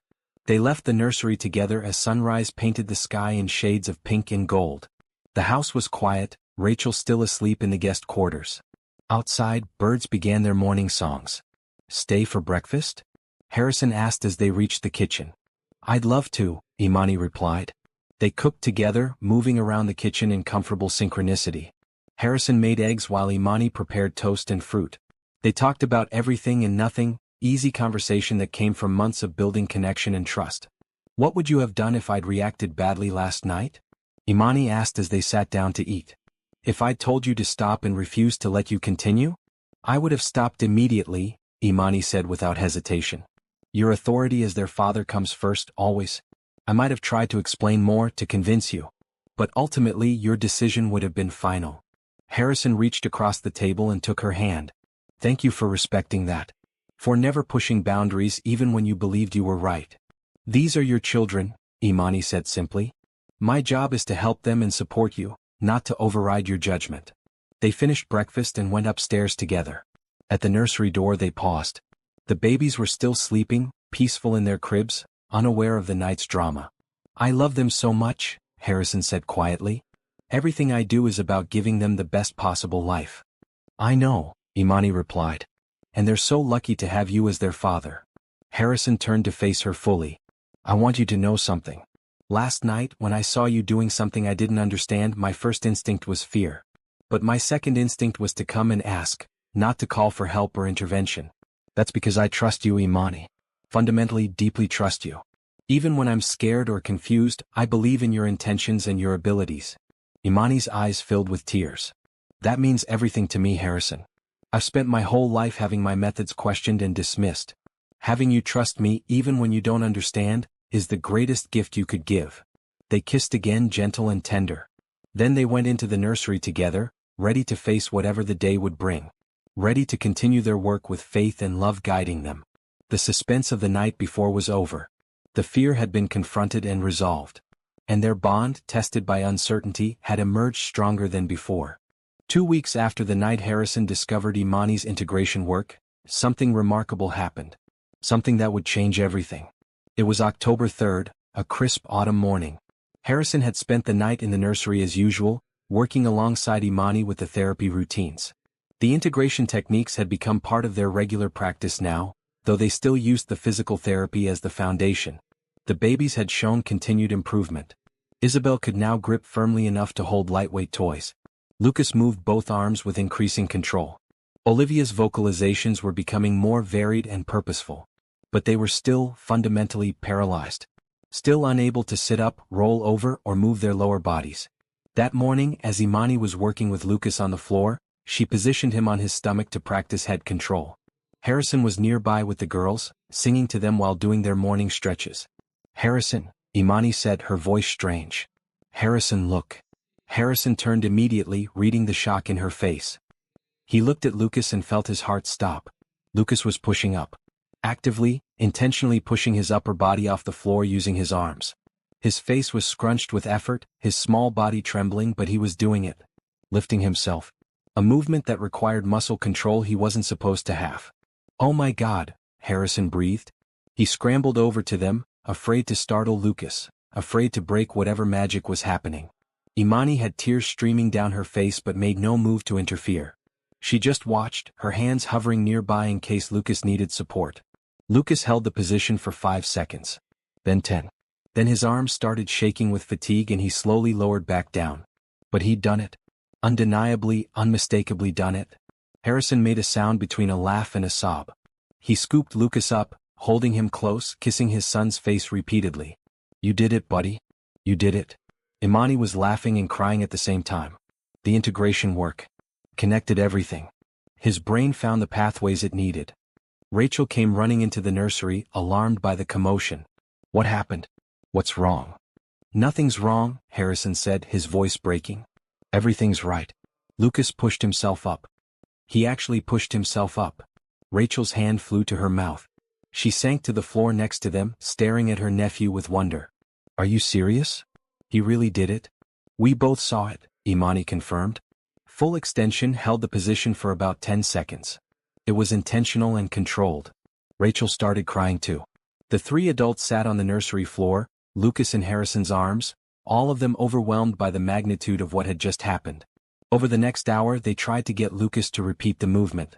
He was too tired at first, having expended enormous effort on that initial attempt. But after a nap, when they placed him on his stomach again, he pushed up once more. This time even more strongly, holding the position for 15 seconds. Harrison called Dr. Graham immediately, interrupting the doctor's morning appointments. Lucas pushed himself up. Full arm extension. Controlled movement. You need to see this. Dr. Graham arrived within an hour, bringing 2 other specialists with him. They examined Lucas carefully, testing his strength and control. They had him demonstrate the movement multiple times, documenting everything on video. This is unprecedented, one specialist said, shaking his head in amazement. The injury he sustained should have prevented this kind of upper body control. Yet here he is, clearly demonstrating motor function we said was impossible. What about the girls? Dr. Graham asked, turning to examine Isabel and Olivia. Are they showing similar improvements? As if on cue, Isabel, whom Rachel had been holding, reached out her arm. Not just moved it but reached for a toy hanging above her. Her small hand closed around it, gripped it, pulled it toward herself. Purposeful, coordinated movement that went far beyond anything she'd done before. The room erupted again. Rachel was laughing through tears. Harrison felt like his heart might burst from joy. Imani watched with quiet satisfaction, her faith vindicated in the most beautiful way possible. They spent the rest of the morning testing the baby's capabilities. Lucas could push up consistently now. Isabel could reach and grasp. Olivia, not to be outdone, demonstrated that she could turn her entire body from back to side, a rolling motion that was the precursor to full mobility. I need to document all of this, Dr. Graham said, his professional demeanor cracking with excitement. This isn't just progress. This is revolutionary. These children are defying everything we understand about spinal injury recovery. So you believe it's real? Harrison asked. You're not going to say it's temporary or reflexive? Mr. Bennett, Dr. Graham said seriously, what I'm seeing here is intentional, coordinated motor control. These children are using neural pathways that shouldn't exist. How they're doing it I can't fully explain. But that they're doing it is undeniable. This is real recovery, not reflex or coincidence. The news spread quickly. By afternoon, Harrison's phone was ringing constantly. Media outlets wanting interviews. Medical facilities wanting to study the babies. Other families begging for information, for hope, for the miracle that had happened in Harrison's home. Harrison fielded calls while Imani continued working with the children. Patricia came over immediately, spending hours holding each grandchild, crying happy tears, apologizing repeatedly for ever doubting Harrison's choices. You were right, she said, hugging Harrison tightly. About everything. About Imani, about the therapy, about not giving up. Catherine would be so proud of you. So proud of these babies. That evening, after everyone had left and the house was quiet again, Harrison found himself alone with Imani in the nursery. The babies were sleeping peacefully, unaware they'd just become medical miracles. The autumn sun set outside, painting the room in golden light. I can't believe this is real, Harrison said quietly. After all the grief, all the fear, all the doubt. They're actually recovering. They're doing exactly what I knew they could do, Imani replied gently. Their bodies just needed time and the right support. You gave them that. We gave them that, Harrison corrected. I couldn't have done any of this without you. He turned to face her fully, taking both her hands in his. Imani Washington, I love you. I love you for your strength, your faith, your unwavering belief in possibilities. I love you for seeing potential where others saw only tragedy. I love you for walking into my broken family and refusing to let us stay broken. Imani smiled through tears. I love you too, Harrison. You and these beautiful children have become everything to me. Harrison took a deep breath, his heart racing. I know it's soon. I know we've only been together a few months. But I also know what I want. What I need. I want you in my life forever. I want you as more than just the person who helps with the babies. I want you as my partner, my wife, my children's mother. He pulled a small box from his pocket. Inside was a ring, simple but beautiful, a sapphire surrounded by small diamonds. Marry me, Imani. Not out of gratitude, not because you've helped my children, but because I genuinely, completely love you and want to build a life together. Imani stared at the ring, tears flowing freely now. Harrison. I know it's fast, Harrison said quickly. And if you need time to think about it, I understand. But I had to ask. Had to let you know how serious I am about us. Imani looked from the ring to his face, her expression full of love and wonder. Yes, she said simply. Yes, I'll marry you. Harrison felt joy explode in his chest. He slipped the ring on her finger, then pulled her into his arms, kissing her with all the love and gratitude and hope he felt. She kissed him back with equal passion, both of them laughing and crying at the same time. We're really doing this, Imani said when they finally pulled apart. Building a life together. Becoming a family. We've been a family for months, Harrison replied. This just makes it official. They sat together in the rocking chairs Catherine had chosen, holding hands, watching the babies sleep. The nursery glowed with the last light of sunset, warm and peaceful and full of love. Catherine would approve, Harrison said quietly. She'd love that you're here, that you're bringing so much joy and hope into our lives. She'd want the babies to have a mother who loves them the way you do. I hope I can honor her memory properly, Imani said. I hope I can be the mother these children deserve. You already are, Harrison assured her. You've been their mother in every way that matters since the day you arrived. This just acknowledges what's already true. Over the following months, the baby's progress continued. By December, Lucas could sit up with minimal support. Isabel could roll completely over. Olivia was making sounds that were clearly attempts at words. Dr. Graham documented everything meticulously, his papers generating international interest in alternative therapeutic approaches for spinal injury. Harrison and Imani were married on a beautiful day in early spring, with the babies present and participating in their own way. The ceremony was small, just family and close friends, held in the garden Catherine had loved. Patricia cried through the entire event, but they were happy tears. Rachel served as maid of honor, giving a speech about how love could heal even the deepest wounds. As Harrison and Imani exchanged vows, promising to love and support each other through whatever came, Lucas reached up from Patricia's arms and touched Harrison's hand. A small gesture but profound. His son acknowledging this moment, participating in this celebration of new beginnings. The reception was joyful, full of laughter and music and hope. People who'd doubted, who'd criticized, who'd predicted tragedy came and admitted they'd been wrong. The Bennett family had defied expectations, had proven that love and faith and determination could create miracles. 6 months later, on a warm October afternoon, Harrison stood in the nursery watching Imani work with the children. They were 14 months old now, far beyond what anyone had predicted they'd achieve. Lucas was standing. Not independently but with support, bearing weight on his legs in ways doctors had said would never be possible. Isabel was manipulating toys with both hands, her fine motor control improving daily. Olivia was babbling constantly, recognizable words emerging from the stream of sound. They're going to walk, Imani said confidently, coming to stand beside Harrison. Maybe not today or tomorrow. Maybe not for years. But they're going to walk. I believe that completely. Harrison put his arm around his wife, pulling her close. I believe it too. Because you've taught me that believing in possibilities is how we make them real. The nursery door opened and Rachel peeked in. Am I interrupting? Never, Harrison said, smiling at his sister. Rachel came in carrying a framed photo. I found this in storage. I thought you might want it in here. It was a picture of Catherine, heavily pregnant, standing in this same nursery before it was painted gray. She was smiling at the camera, one hand on her belly, the other raised in a small wave. She looked happy and hopeful and full of dreams for the future. Harrison took the photo, feeling the familiar ache of missing her. But the pain was softer now, wrapped in gratitude for the time they'd had and the children she'd given him. She'd be so happy, Rachel said quietly. About the babies, about you and Imani, about everything. She'd say this is exactly how things were meant to turn out. Harrison placed the photo on the dresser where he could see it every day. Catherine smiling down on the family she'd started, the family that had grown and adapted and found joy again despite impossible circumstances. Thank you, he said to Rachel, for never giving up on me. For believing we could find happiness again. That's what family does, Rachel replied, hugging him tightly. That evening, after Rachel left and the babies were settled for the night, Harrison and Imani sat in the garden Catherine had loved. The autumn air was crisp, the stars bright above them. Everything was peaceful and right. Do you ever regret it? Harrison asked. Taking on this family, this challenge? Your life would be so much simpler if you'd never walked through my door. Imani laughed softly. Simpler maybe. But not better. Not nearly as fulfilling.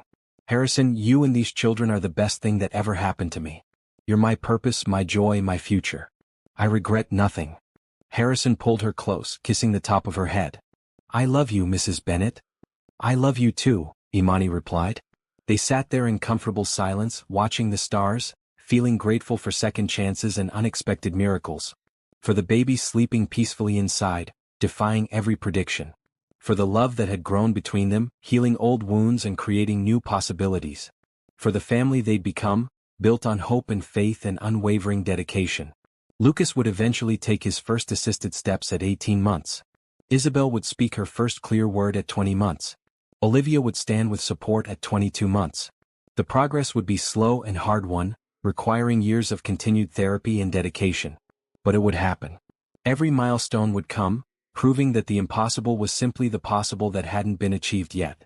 And through it all, Harrison and Imani would be there together. Partners in healing, in parenting, in love. Two people who'd found each other during the darkest time and chosen to build something beautiful from the ruins of tragedy. Catherine's legacy lived on in her children's laughter, in the bright yellow walls she'd chosen, in the love that filled every corner of the home she'd dreamed of. She would always be part of their story, the foundation on which everything else was built. But the future belonged to this new family. To Harrison and Imani, and 3 remarkable children who'd proven that love, belief, and determination could overcome even the most impossible circumstances. The miracles hadn't stopped with the baby's recovery. The real miracle was the family they'd become. The love that had grown. The hope that had survived every trial. The joy that had emerged from grief. As Harrison sat in the garden with his wife, surrounded by everything Catherine had planted with hope for the future, he felt complete peace. The journey had been hard. The losses real. The challenges immense. But they'd made it through. Together. And tomorrow they would continue. Keep working. Keep believing. Keep loving. Keep proving that when kindness, hope, and love lead the way, anything is possible. The stars shone brighter. The garden bloomed eternal. And inside, 3 babies slept peacefully, dreaming of the bright futures they would claim, one small victory at a time. This was their story. A story of tragedy transformed into triumph. Of grief giving way to joy. Of the impossible becoming real through love and faith. And it was only the beginning.